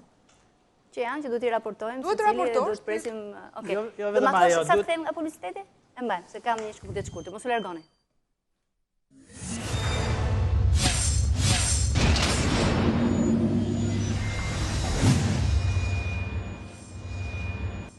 Të nderuar zonja zotrin, po debatojmë për propozimet e reja për ndryshuar ligjin e tregtisë elektronike dhe ato që konsiderohet përheqjen e komenteve që konsiderohen si denigruese, fyese nga persona të prekur prej tyre. Darian, kishte diçka për pjesën e debatit që lam? Po, duhet të thoja që duhet të shohim edhe pjesët e tjera të regjimit juridik, sepse ka mjetet të ndryshme. Për shembull, komentet me natyrë raciste, ato janë shkeljet kodit penal. Dhe prokuroria e këtij vendi ka detyrimin të ndjekë, sidomos në ato portale që i tolerojnë në mënyrë të vazhdueshme. Ne kemi vetë faqen tonë të Fondacionit Soros që marrim komente të pastra raciste kundër komunitetit rom apo grupeve tjera të marginalizuara. Këto janë vepra penale, edhe mund të ndiqen dhe duhet të ndiqen në mënyrë sistematike. E drejta civile, gjykatat tona japin shpërblime prej 30.000 eurosh për shpifje dhe fyerje të thjesht midis politikanëve, po e njëjta gjë mund të aplikohet ndaj kujdo. Janë shuma që me siguri po të shkojnë në Strasburg do të konsiderohen të papranueshme dhe janë përtej nivelit të gjobave të fqinjve tanë. Janë gati në nivele më të larta se Italia dhe Franca. Pra, ka mjete juridike për të disiplinuar ato portale që me të vërtet meritojnë të disiplinohen. Mund të falimentojnë ato me një gjob të kësaj natyre, sepse ato janë operacionet vogla. Nuk është ky, domethënë, në asnjë mënyrë nuk duhet bëj një argument që nuk ka portale në këtë vend që ose duhet të vetë disiplinohen. Pra që ka, mendon, që duhet vetë disiplinohen. Patjetër, nuk që duhet të administrojnë, të rregullojnë komentet. Absolutisht. Pothuajse të gjitha kanë shumë për të bërë, duke filluar që nga ai butoni për të raportuar abuzimet. Në të njëjtën kohë, kam frikë se nuk jam dakord as me Luthin që 400 komenteve janë me vlerë. Dhe që nuk janë futur në mënyrë statistikore. 4%. Sa ishte shifra? Edhe unë jam dakord, janë më pak. Janë më pak, okej. Tash ti varet, mund të lexosh komentet e Le Monde ose të New York Times. Flasim për ambientin këtu, ha? Jo, kuptoj. Të ligji për këtë të ta mbaroj argumentin. Nuk kam pretendimin të adaptoj direktivën për Francën, po pse jo? Ta mbaroj argumentin. Komentet tona mund jenë të vrazhda, nuk janë aq sofistikuara se komentet e Le Monde dhe New York Times, nuk janë dizertacione akademike, por kanë vlerë për të treguar sentimentin e përgjithshëm të publikut. E kanë një vlerë. Dhe kjo është një nga mundësitë dhe risit, si thot Umberto Eco, që na mundsoi interneti, demokratizimin e fjalës. Nuk jemi më në mëshirën, po themi, e medias tradicionale dhe me gjithë kufizimet që ka ajo nga pronarët, nga komercialet, nga ana e reklamës dhe mund mos jenë vepra akademike, po të krijojnë një lloj sentimentit përgjithshëm. Po nga kufizimet duhet lejojmë teprimet, meqense ka kufizime ke tradicionale, atë lejojmë teprimet ke online. Çdo liri abuzohet dhe nëse shkon përtej sa lejon ligji, duhet ndeshkohet. Ka një dallim midis lirisë dhe përgjegjësisë, për cilin nuk debatojmë sa duhet, mendoj, dhe këtu është thelbi. Lirinë interneti ja krijon kujdo, i cili mund të hapi një blog, të shpalli mendimet e veta me emër mbi emër, me një adres të qartë dhe ti dali për zot mendimeve të veta dhe ka lirinë absolute që ta bëjë këtë gjë operon kodi civil dhe kodi penal si për çdo gjë tjetër.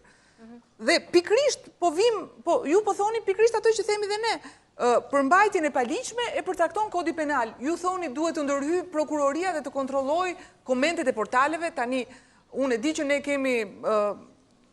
kërkojmë shumë gjëra nga sistemi gjyqësor, por të mos i kërkojmë të pamundurën.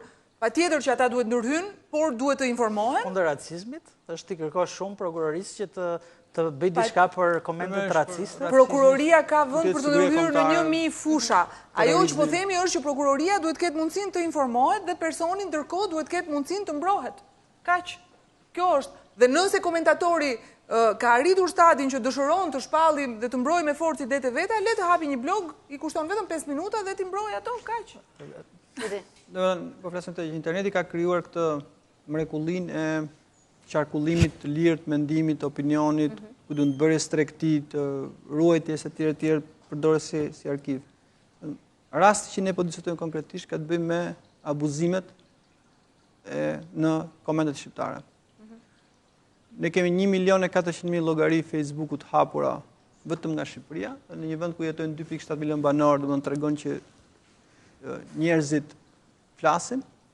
Kemi plot raste konkrete për tema ku media tradicionale hesht, ose është duke mërmëritur, dhe media sociale zien. Edhe pa dyshim që kjo është nga mrekullit që ka sjellë interneti. Pa diskutim. Do të thënë, ajo për çfarë unë po them më pak se 4%, janë portale për fat të mirë, shumë të lexueshme, por për fat të keq me pa politik komentesh, pa përdor filtr fare dhe që nxisin vazhdimisht ke komente raciste, ke komente seksiste, ke komente që mund të ketë punë, domethënë gjykatat themi, vite të tëra për të punuar mbi përmbajtjen e këtyre komenteve. Interneti ti jep mundësinë që ti jesh anonim, hapet dhe blogje anonim, sa kohë që ti je, të themi nuk abuzon me privatësinë e tjetrit apo me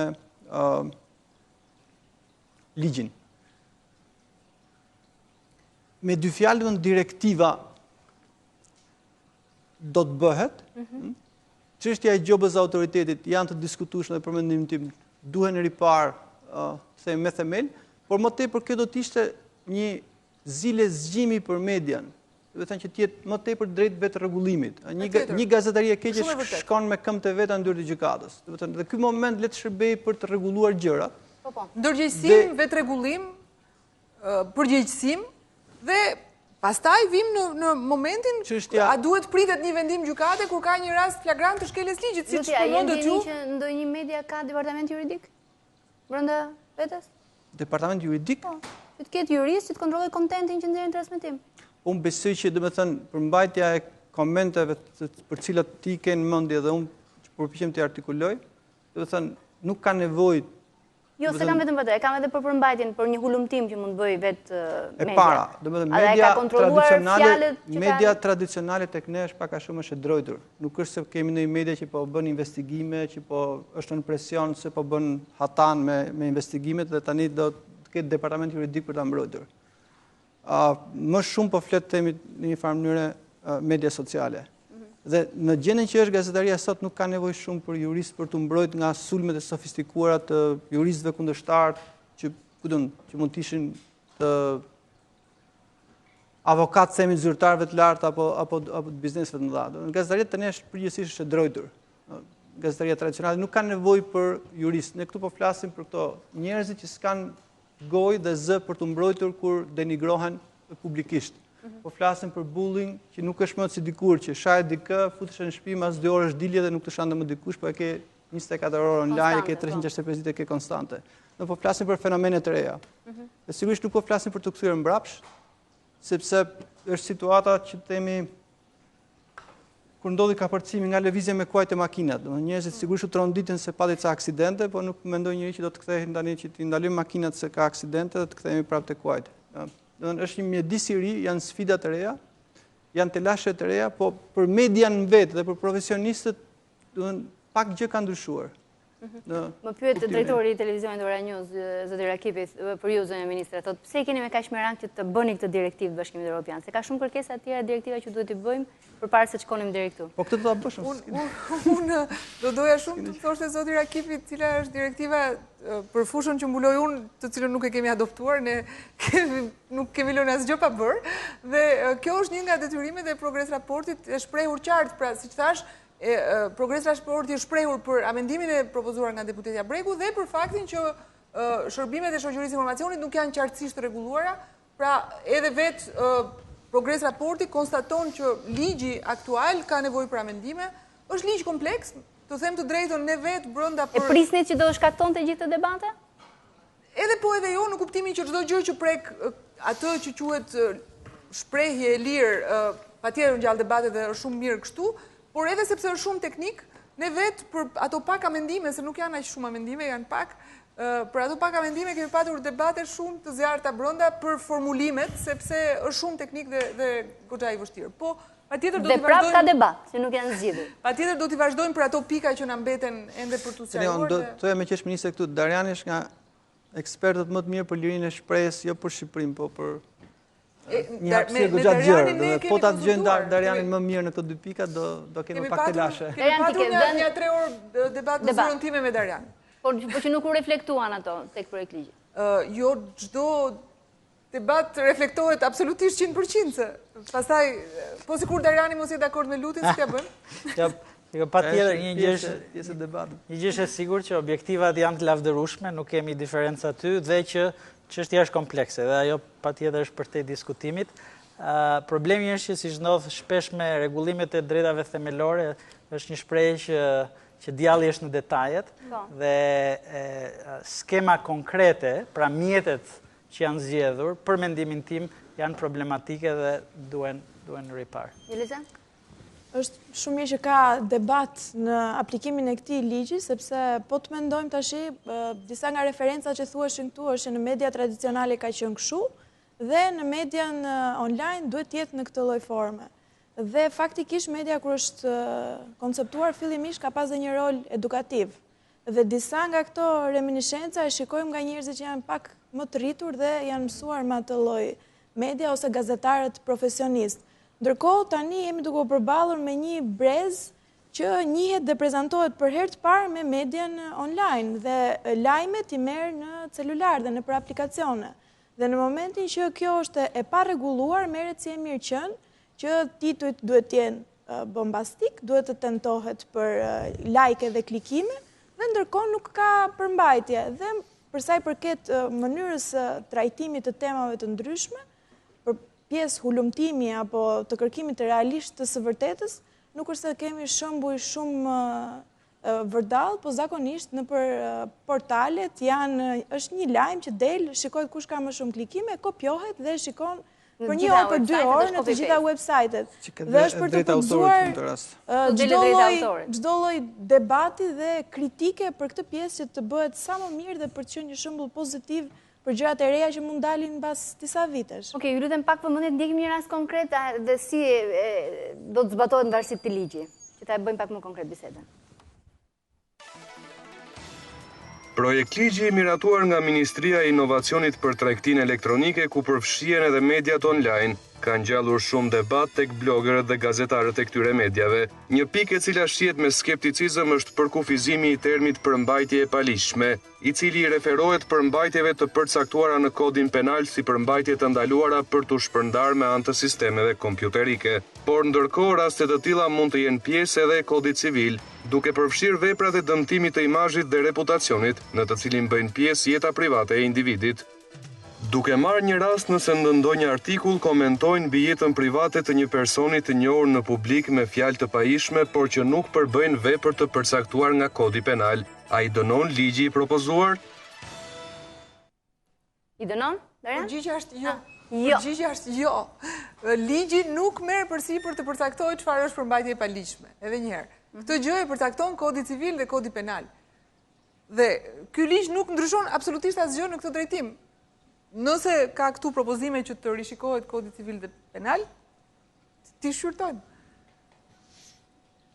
Në fakt varet si interpretohet, një interpretim strikt i ligjit, të paktën me aq sa kam lexuar unë, mund të argumentohet që dënon ose i referohet vetëm disa veprave penale në kodin penal dhe jo shkeljeve të së drejtës civile si që shkaktimi i dëmit. Dhe njerë, ky është interpretimi që i bëj unë me aq sa kam mundësi të lexoj, në kodin penal janë disa vepra të posaçme si kanosja me motive raciste, fyrja me motive raciste, dhe një paragraf i ligjit i referohet këtyre. Ndoshta nuk është vendi për të bërë shumë teknik, po është një nga çështjet që duhet të saktohen në vijim.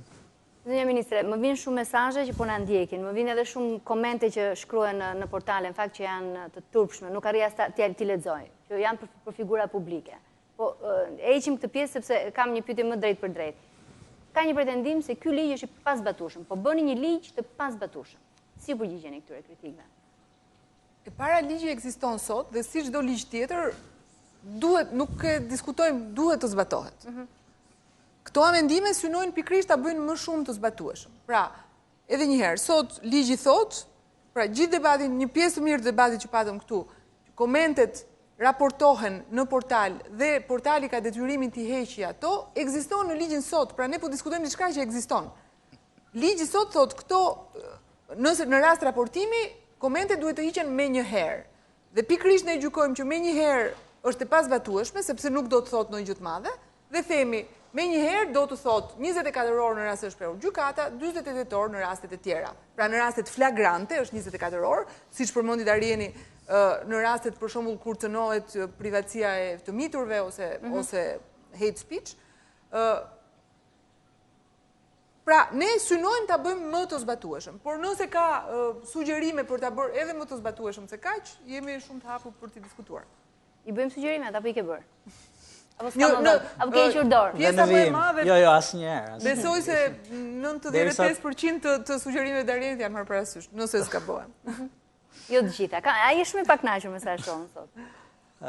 Është ekzigjencë, nuk është i pakënaqur. Janë çështje disi teknike, por mendoj që të jetë bëti zbatueshëm ka nevojë për disa sqarime të rëndësishme. Por sidoqoftë, mendoj që tashmë ky debat ka luajtur rolin e parë të madh që ne synonim, duke hapur këtë debat, të sensibilizojë. Pra, këtë po ky debat, një pjesë atyre që preken po ju akuzojnë se po bëni censur. Dakor, po duhet ta justifikojnë. Ata mund thonë dhe që po vrasim njerëz, po duhet ta justifikojnë këtë gjë. Darian, në fakt e kam me ty, më fal, ministre, se do kthehem prapë. Nëse dikush quan dikë i paaft në te komente, dhe ai do që ta heqim. Të sigurisht nuk e kap kodi penal, po është sënim dinjiteti për shkak. I paaft? Po, i paaft. Më vjen keq që ta thot dikush. Gjykata, po të shohësh jurisprudencën e gjykatës evropiane, konsiderimi dikujt i aft apo i paaft është një opinion i pastër. Ta quash dikë të korruptuar, shpifje, është potencialisht shpifje, nëse është e rreme, po paaftësia është, gjykata evropiane kanë thënë që mund ta quash kryeministrin e Austrisë në rastin e caktuar, në një kontekst të caktuar, mund ta quash idiot dhe konsiderohet opinion, në një kontekst të caktuar. Pra, prandaj dhe argumenti që këto çështje e shpifjes dhe të fyerjes janë mjaft të komplikuara. Po, sikur ne mos kemi mundësi t'i quajmë gjithkënd që nga doktorët, mjekët tanë, deri te shoqëria civile apo ministrat paaft, ç'na ngelet për të thënë. Po mendohesh aty jepja një shembull në fakt. Marrim një shembull tjetër. Që e kam mësuar vetë, nuk është shumë i këndshëm, po s'ka gjë. Kushurira. Kushurira nuk është fyerje. Okej. Në dijenin time. Pavarësisht se mund quhet shpifje, sepse është aq pak e vërtet sa që nuk e di nëse është shpifje, kështu që nuk i hyj atij debati. Po që pak e vërtet që spin doktor, ka kapur gjithë vërtet në spin. Kështu që po do marr një rast tjetër. Është ndoshta një nga rastet e para ku kam mësuar komente vërtet fyese, ishte gjatë fushatës për zgjedhjet e 2013-s. Në një nga deklaratat për shtyp që kisha bërë, që e kishin marrë portalet, kishte një koment që ishte shumë fyes, në fakt po mua më bëri për të qeshur. Thoshte, e njohim ne këtë zonjën, e dim shumë mirë kush është, kjo i ka marrë me radhë motelet e rrugës Fier Vlorë. Tani, kjo është qartësisht fyerje, mund të themi. Po të kisha fëmijë të vegjël dhe të cilëve nuk do dija t'ja u shpjegoja, ndoshta do të kisha dashur ta kisha kuadrin ligjor, që të shkoja që të kërkoja të hiqej ky raportim. Për fat fëmijët e mi janë të mëdhenj, mund t'ja u shpjegoj, dhe mua vetë më bëri shumë për të qeshur, sepse nuk e dija çfarë ishte ndryshimi i moteleve të rrugës Fier Vlorë me rrugën Shkodër Lezhë, kështu që nuk e dija çfarë donte thoshte komenti, por mos ju kanë ngatruar me një. Nuk e di. Nuk e besoj se kësaj dite nuk e di, por më ka ngelur në mendje ndërmjet shumë komente shfyese. Në këtë rast unë nuk kam histori personale për treguar, po ndoshta pas emisionit. Ka mund po deshet i them pas emisionit pa fund. Pas emisionit sot mund të fillojnë të merren edhe me mua. Ligjet nuk bëhen me histori personale, me thënë drejtën duhet. Historia personale tregohet për të shpjeguar, jo për të bërë ligje. Po unë nëse do të sillja shembull, do sillja shembuj që me të vërtet shkatrojnë jetën. Po Riurt Jolezja, po besoj ka dhe ajo raste gjithë këto kohë në komente, besoj se çfarë nuk kanë thënë. Ka pasur komente nga më të ndryshme, po shumica faktikisht kanë qenë për të qeshur, që besoj që nuk është nevoja për t'ju adresuar ligjit, por je kanë bërë kurioze, me thëmë, për të hulumtuar dhe për të parë online raste të tjera, dhe ka pas raste që realisht njerëzve ju shkatruar jeta prej këtyre lloj komenteve dhe abuzimeve online. Ti vetë ke qeshur, nuk e mërzitur? Unë kam qeshur patjetër. Okej. Mirë. Bad publicity, good publicity. Po, bad publicity, good publicity, paktën e kishe menduar ndonjëherë që do ktheheshe në klikime, në do kisha dashur që të isha kthyer për klikime për ndonjë temë realisht më të rëndësishme, pasi gjatë gjithë këtyre viteve që kam qenë aktive me të rinjt, ne jemi munduar të adresojmë disa probleme reale, dhe besoj që është momenti i mirë që këtë lloj vëmendje ta kthej në një gjë pozitive dhe për të ngritur disa shqetësime, siç është bullizmi te të rinjt, dhe jo vetëm tek të rinjt që themi 25 deri në 30 vjeç, por duke filluar që nga shkolla fillore. Dhe është një nga shqetësimet që i prek të gjithë fëmijët dhe adoleshentët pa përjashtim, online dhe jo online. Dhe jo vetëm fëmijët, bullizmi mund të prek edhe grup mosha të tjera. Po veçanërisht aty është më i tekstuar. Po marrim të mirëqenë që ato që janë pak më të rritur janë një gjendje që dhe ta mbrojnë veten dhe disa gjërat i perceptojnë me vetbesim pak më të madh, ndërkohë që në atë moshë tronditet vetbesimi në një farë mënyre që nuk dihet nëse mund të rikuperojë dot më veten në të ardhmen. Dorian, kemi ne mekanizme për mbrojtjen e bullizmit, meqense jam këtu? Mekanizmat ligjore? Nuk është se kemi ndonjë mekanizëm të posaçëm me sa di unë, po këtu pjesa e parandalimit është po aq më e rëndësishme se sa pjesa e ndëshkimit dhe sanksionit.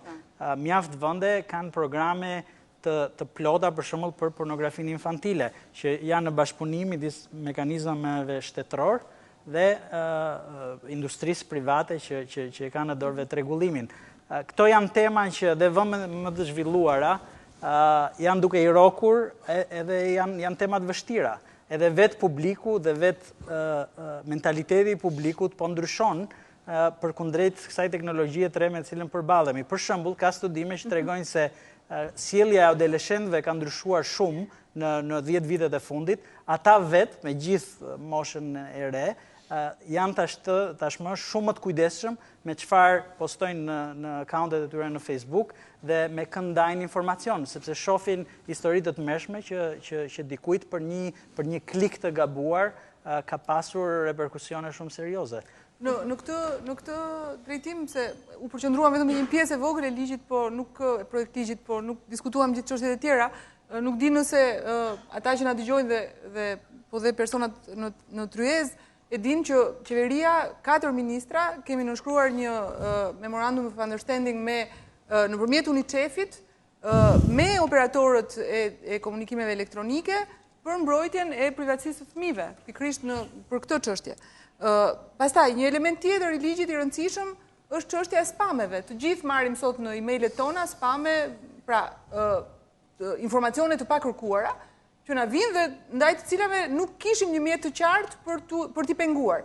Dhe pikërisht ligji rregullon edhe këtë pikë, duke i dhënë komisionerit të mbrojtjes të dhënave personale mundësinë që të ndërhyjë. Pra ka një sër rregullimesh të tjera që rregullojnë sferën e botës virtuale.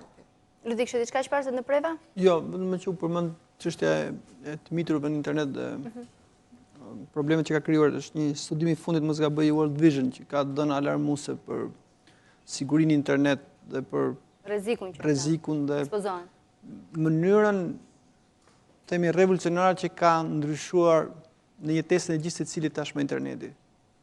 Fillon që tek fëmijët deri tek më të rriturit.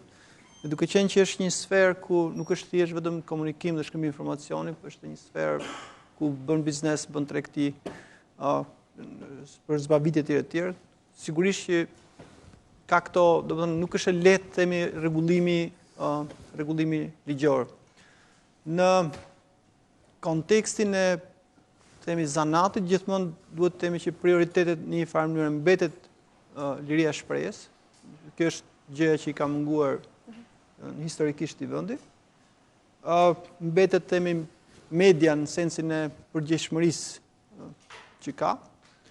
Dhe pak a shumë nëse do të bëni një analogji me median tradicionale, do të thënë paktën ndoshta jo në gjendjen që është sot, por në gjendjen që ka qenë para 5 apo 10 vitesh, do një media e mirë dhe profesioniste për definicion është edhe media më etike.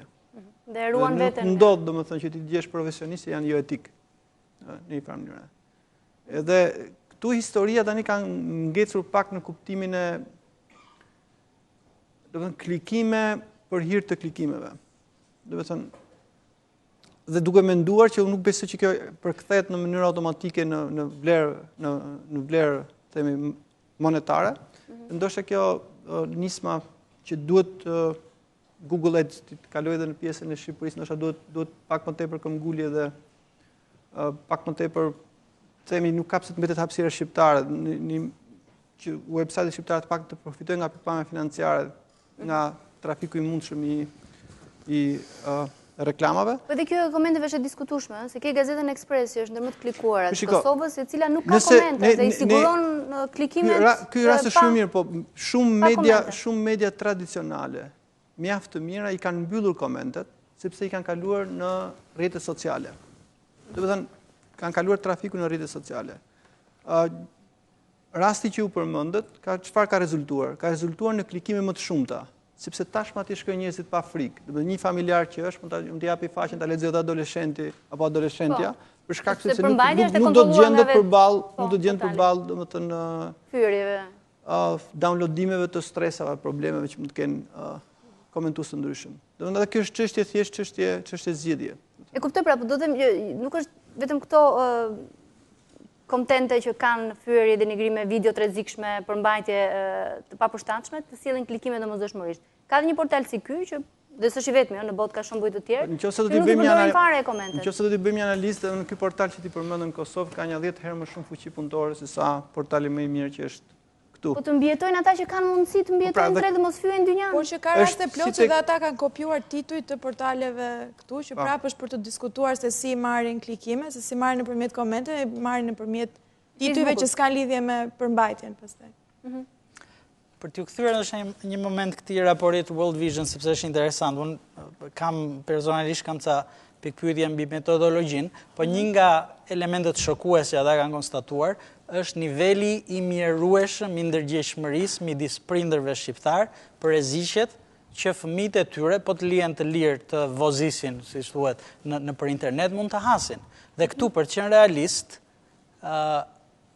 ato disa foto që mund nxjerr Ballkan Webi nuk janë në rreziku kryesor për këta fëmijë në morinë e materialeve të dëmshme që mund të ketë interneti për të miturit. Dhe është një skandal për shembull, është që duke i referuar disa fakteve të raportit, që nga gjithë ofruesit e shërbimit të internetit në Shqipëri, pra po flasim për ofruesit fizik ISP-t, jo portalet, janë vetëm 1 apo 2 që ju ofrojnë prindërve falas këtë teknologjinë e kontrollit prindëror, që i lejojnë prindrit realisht të kontrollojnë se çfarë përmbajtje mund të aksesojnë fëmijët e tyre. Dhe kjo ideja që duhet ngulitur te prindrit, që po t'i lësh fëmijët me një iPad përpara është një ide shumë e keqe. Pas një lloj kontrolli ka plot teknologji dhe duhet t'i jepen falas. Dhe fakti që në këtë vend nuk jepen është një skandal, për ta thënë.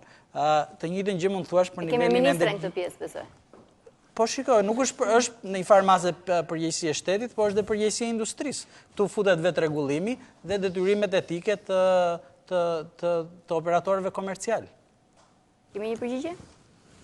Shumica e ISP-ve, pra atyre që ofrojnë internet, ofrojnë programe mbrojtje. Çështja është ndërgjegjësimi dhe këtu patjetër duhet kontributi të gjithëve, ne ndërmarrim vazhdimisht aktivitete ndërgjegjësuese me gjithë kapacitetet që kemi, nëpër universitete, nëpër shkolla, me fëmijët, pra pa fund aktivitete ndërgjegjësuese, por sigurisht ISP-t ofrojnë sot shumica e tyre ofrojnë ato që quhet kontrolli prindëror. Nga ana tjetër, kemi ndërmarrë një nisëm dhe ajo e diskutuar goxha me industrinë, që ishte të krijonim një pikë qendrore që është dhënë Agjencisë së Sigurisë Kibernetike, e cila është një agjenci e ngritur me ndihmën e qeverisë amerikane dhe që është duke u forcuar. Sigurisht duke u rritur hapësira digjitale, duhet rriten dhe policia digjitale, noteri digital, pra gjithë ato që rregullojnë botën digjitale, që janë komplekse. Dhe kjo agjenci pra ka ngritur një pikë unike ku çdo institucion përsëri mund të deklarojë faqe të cilat i konsideron të paligjshme sipas ligjit sektorial. Dhe në këtë mënyrë ISP-t kanë mundësi të mbyllin. Kjo u krijua fillimisht për një plagë të madhe të shoqërisë tonë që është lojrat e fatit. Bastet, lojrat e fatit në përgjithësi, pra mundësia për të mbyllur faqe që operonin në mënyrë të paligjshme në Republikën e Shqipërisë, u ngrit një mekanizëm dhe ky mekanizëm është sot operativ, pra arrin të funksionojë, dhe por edhe këtu dhe një herë duhet bërë kujdes shumë se kur flasim për botën digjitale, për teknologjinë, ngatrojmë, unë për ta thënë thjesht, them ngatrojmë kusin me gjellën. Pra, ngatrojmë sistemet të cilat ngrihen me përmbajtjen. Dhe edhe këtu, rasti që diskutuam ka gjatë për çfarë është përmbajtje e paligjshme, është një diskutim që nuk i përket kësaj tryeze dhe nuk i përket këtij ligji. Pra, kur rregullohen instrumentat e botës digjitale, rregullohen për gjëra specifike që përcaktojnë ato, por çfarë është përmbajtje e paligjshme është çështje e përmbajtjes dhe rregullohet në botën fizike sot siç rregullohet për gjithë gjërat e tjera. Gjithashtu më vjen shumë pyetje, por edhe komente që duan të dinë për shembull, dikush që ka një website e ka serverin në Amerikë, nuk e ka fare në Shqipëri, se po ta kishte në Shqipëri do paguante taksa rreth 20.000 reja në muaj etj etj. Po me këtë çfarë do bëhet? Pas reklamave do doja një përgjigje. Mos u largoni.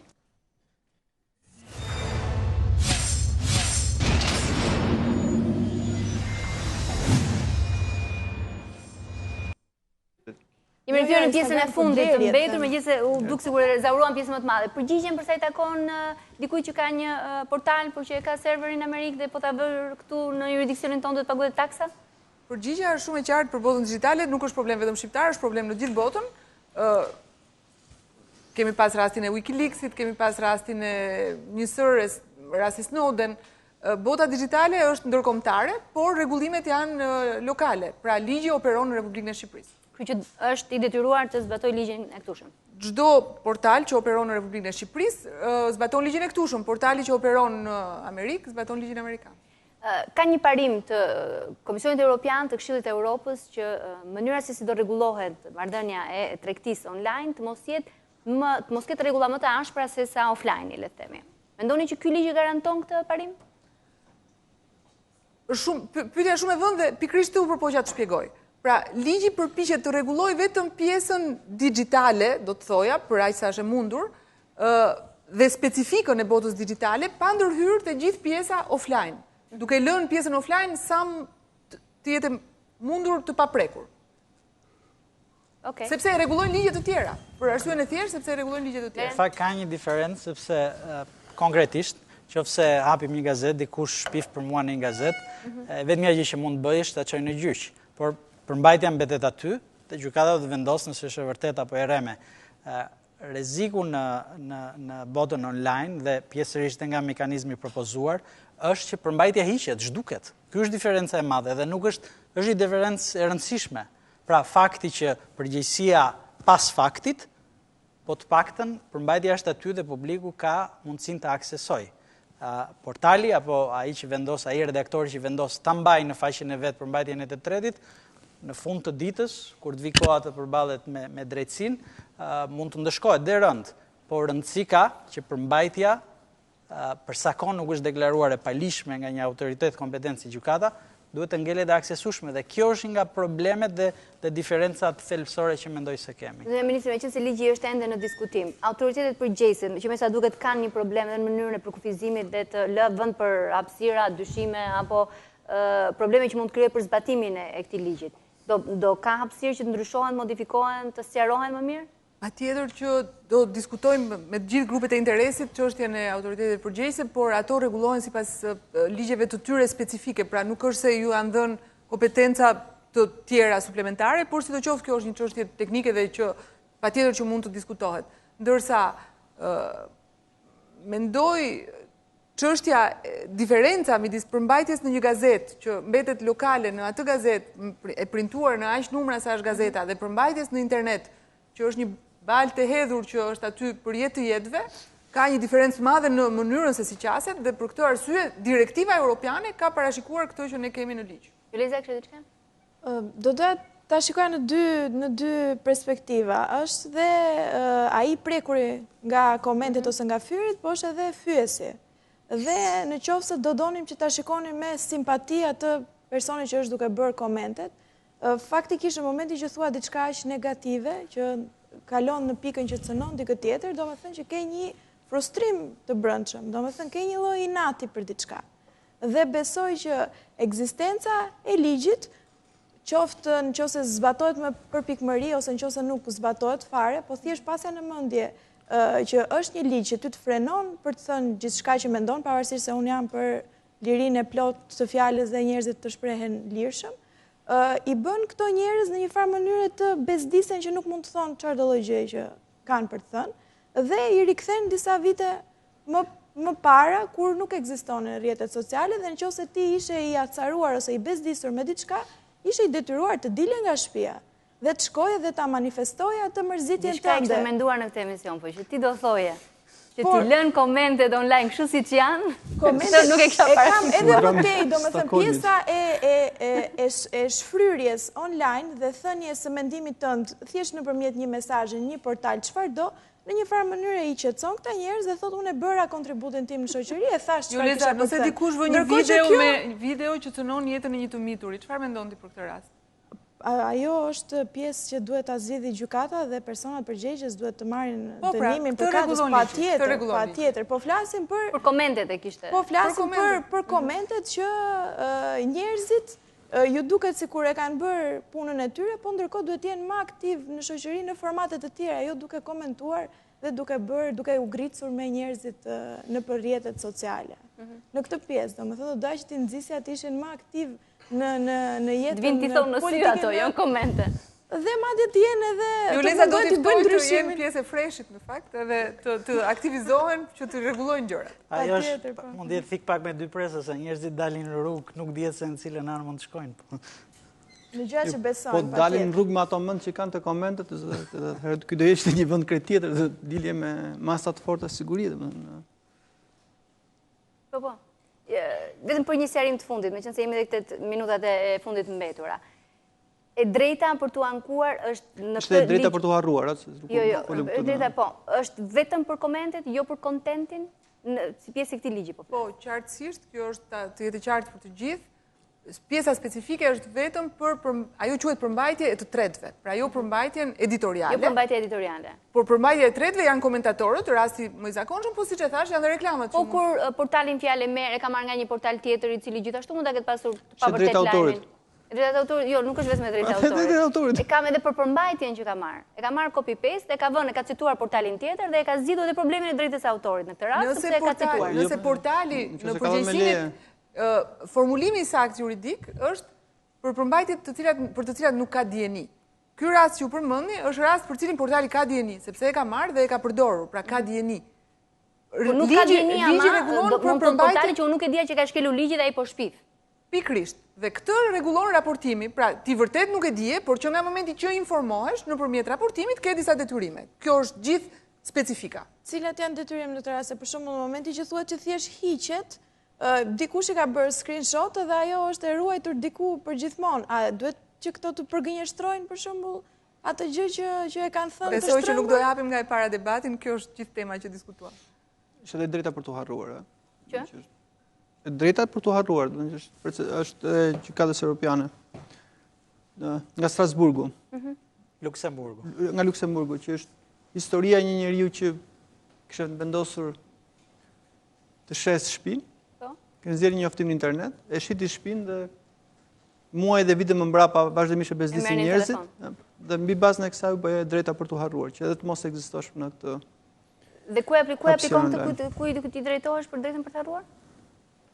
Google ka pranuar këtë, dhe ti plotëson formularin dhe drejtoj që linqet caktuara, pastaj është historia tjetër, do e heqi nga të gjitha, do ta heqi vetëm për Europën apo do heqi në Google global kështu historia tjetër. Për qenë sakt, Lufi, kjo aplikohet, kjo drejti njihet nga Google dhe në bazë të vendimit të gjykatës evropiane vetëm shtetasve dhe rezidentëve të vendeve anëtare të BE-s. Në qoftë se pra jo automatikisht në Shqipëri. Kuptohet që autoritetet tona si komisioneri për të dhënat personale apo gjykata shqiptare mund ta krijojnë si jurisprudencë dhe t'i kërkojnë Google që të bëjë njëjtën gjë, po Google ka proceset e veta edhe duhet parë se si do të... Për momentin për kërkojmë Google-it të njohë gjuhën shqipe për AdSense, se mendoj që është më e rëndësishme për të ushqyer mirë portalet që të kenë mundësi të prodhojnë gazetarit të nivelit të mirë dhe ta përdorin për ta çuar përpara gjithë median online në gjuhën shqipe. Ka pasur një tjetër kritik, le të themi, apo një tjetër sugjerim që të ketë një dallim të qartë midis një portali dhe një faqe të thjeshtë informimi. Dikush pak a shumë është bërë një gazetar, një portal së fundmi, moda që ka dalë, se si çdo gjë e re, sigurisht që sjell edhe inflacion të tillë. Ne nuk duam... A mund të bëhet ky dallim, të dallohet një portal i mirëfillt informacioni me një faqe personale, blog? Ne nuk duam të bëjmë gjëra të shpikim rrotën. Ne po marrim direktivën europiane dhe kjo çështje që ngrihet është shumë e vështirë, si ku e vë kufirin, si e bën dallimin. Po një portal ka disa veta të punësuar, mund të ketë disa kufizime. Janë çështje të tjera që lidhen me drejtën tregtare, pra s'është specifike e botës digjitale. Ne për këtë arsye dhe edhe direktiva europiane vet ka psuar disa faza ndryshimesh, është goxha komplekse dhe prandaj nuk duam të jemi inovativ në këtë pikë. Një portal që s'ka komente, s'ka punë fare asnjëherë me këtë ligj. Një portal që s'ka komente. Të tretë s'ka punë fare me këtë direktivë. Me sa shofon ka vetëm një dallim në ligj, jam dakord që nuk duhet të ketë dallime në parim, po në tekstin aktual është masa e gjobës. Pra një person fizik është deri në 1 milion lek, për një person juridik do të ishte deri në 2 milion lek. Po, është bërë ky dallim, i cili, siç e thash edhe një herë, masa e gjobës është diçka e diskutueshme, duhet të shohim praktikat. Po dhe për afatet që kemi vendosur, se nuk e përmenda. Po e përmendim afatet edhe gjobën do doja. Ka shanse që të negociohet, të ulet. Të shikojmë praktikat e mira. Patjetër kërkojmë pazari parë. Kjo është propozimi i parë vetëm. Patjetër që kërkojmë të shikojmë praktikat e mira. Po vite afatet, për afatit kemi parë dhe ka vende si Gjermania që e kanë 6 orë afatin e heqjes së kjo që quhet pra, raportimi dhe pezullimi i përmbajtjes është diçka që e kanë gjithë vendet. Gjermania e ka për 6 orë, ne e diskutuam gjatë dhe vum afatin maksimal që ka Spanja, që është 48 orë. Pra, vum afatin që i rëndon më pak portalet, le të themi. Se i rëndon më pak? Sepse ju lë më shumë kohë. Gjermania ka internetin më të shpejt, transportin më të shpejt. Po, me siguri. Edhe diçka tjetër që nuk ndodh këtu, do t'i detyrojë kjo, do shkoj ky ligj t'i detyrojë portalet të kenë administrator të komenteve? Ta kenë punësuar, unë kam parë për shumë në The Guardian, hynë administratori dhe i të rejgjë vëmendje një komentuesi për gjuhën që ka përdorur, duke e paralajmëruar nëse do të vazhdoj prapë me atë gjuhë. Tu nuk kam parë asnjë administrator që ndërhyn edhe komunikon me komentuesin. Ky është më tepër vetrregullim në këtë rast, pra portalet e mëdha, serioze, patjetër që mund të shkojnë në atë drejtim, ndërsa në këtë rast, nëse ka raportim do të ketë detyrimin që të pra pavarësisht se ka të moderuar, nëse ka raportim ai gjithsesi është detyruar. Nëse ka raportim të justifikuar, domethënë ka mediat sot që kanë redaktor për rrjetet sociale.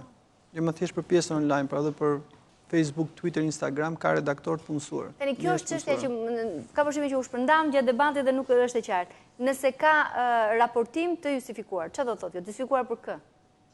Po, raportim të justifikuar e para, ai që raporton është personi i cënuar, e dyta personi i cënuar justifikon pse, pra nuk duhet të rimbar rastet që përmendëm, po duhet thënë përse kjo që është thënë konsiderohet fyerje ose shpifje sipas ligjit, sipas kodit civil ose kodit penal. Ose cënon privatësinë e të mitrëve, është fyerje, është raciste, është nxit terrorizmin, mos harrojmë se po flasim, domethënë jemi shumë të përqendruar, do thoja një çik kështu shikojmë kërthizën tonë, sepse gjithmonë na shkon mendja vetëm te ky tregu i vogël lioni mediatik te gjërat, sharjet, fyret që i themi njëri tjetrit. Por çështja është shumë më e madhe se sa kaq. Një nga problemet shumë të mëdha që ka Evropa sot është që rrjetet dhe komentet dhe blogjet dhe shërbimet pra online përdoren për të shpërndar, për të bërë thirrje për terrorizëm, për përdorur gjuhë urrëtie ndaj një popullatës ndaj një popullate tjetër, dhe për të gjitha këto gjëra duhen mekanizma sigurisht që t'i rregullojnë. Erian, me qënë se jemi në minutat e përmbyllëse, çfarë do doje të mos mirantohe nga këto propozime? Mendoj që duhet ripar mekanizmin në detaje, po mendoj që do të ishte ndoshta me interes që të kemi ndoshta dhe një kontakt apo opinion nga organet e specializuara të Këshillit të Evropës, të OSBE-s. Në momentin e propozimit të zonjës Bregu, mbaj mend që pati disa reagime që ngritën një lloj alarmi, sido që jetë janë organe specializuara në një temë komplekse dhe ndoshta para se të kalohet në Këshill të Ministrave apo dhe në Kuvend, mendoj se do të ishte me vlerë që të kemi një opinion të specializuar të tyre. Jo amendamentet e zonjës Bregu, por opinioni OSBE-s dhe i Këshillit të Evropës, gjë që është parashikuar. Pra ne po presim të bëjmë një tryezë, le të themi, përmbledhse me të gjithë palët e interesuara, mbas gjithë diskutimeve që kemi patur, dhe pastaj me amendimet e propozuara ta dërgojmë për opinion tek OSBE-ja dhe Këshilli i Evropës. Luti? Jo në Komision të Venecia. Jo te Venecia. Venecia ka pas mjaftuar shumë punë me ne. Besoj që është qartë, nuk është për gazetarët, nuk besoj që do aplikohet për njerëzit publik, është shumë më e kufizuar, nuk është për median. Po. Kësaj dhe një farë ne biem dakord që në truallin në sferën e komenteve online ka mjaft probleme. Nuk besoj që ka një që thotë që nuk ka probleme. Ka një gjë që dallon, themi, lirinë e shpresë, themi, nga gjuha urrëties, nga nxitja e dhunës apo historitë e tjera. Integriteti i medias, do të thënë, është një gjë tjetër që nuk ka lidhje me këtë direktivë.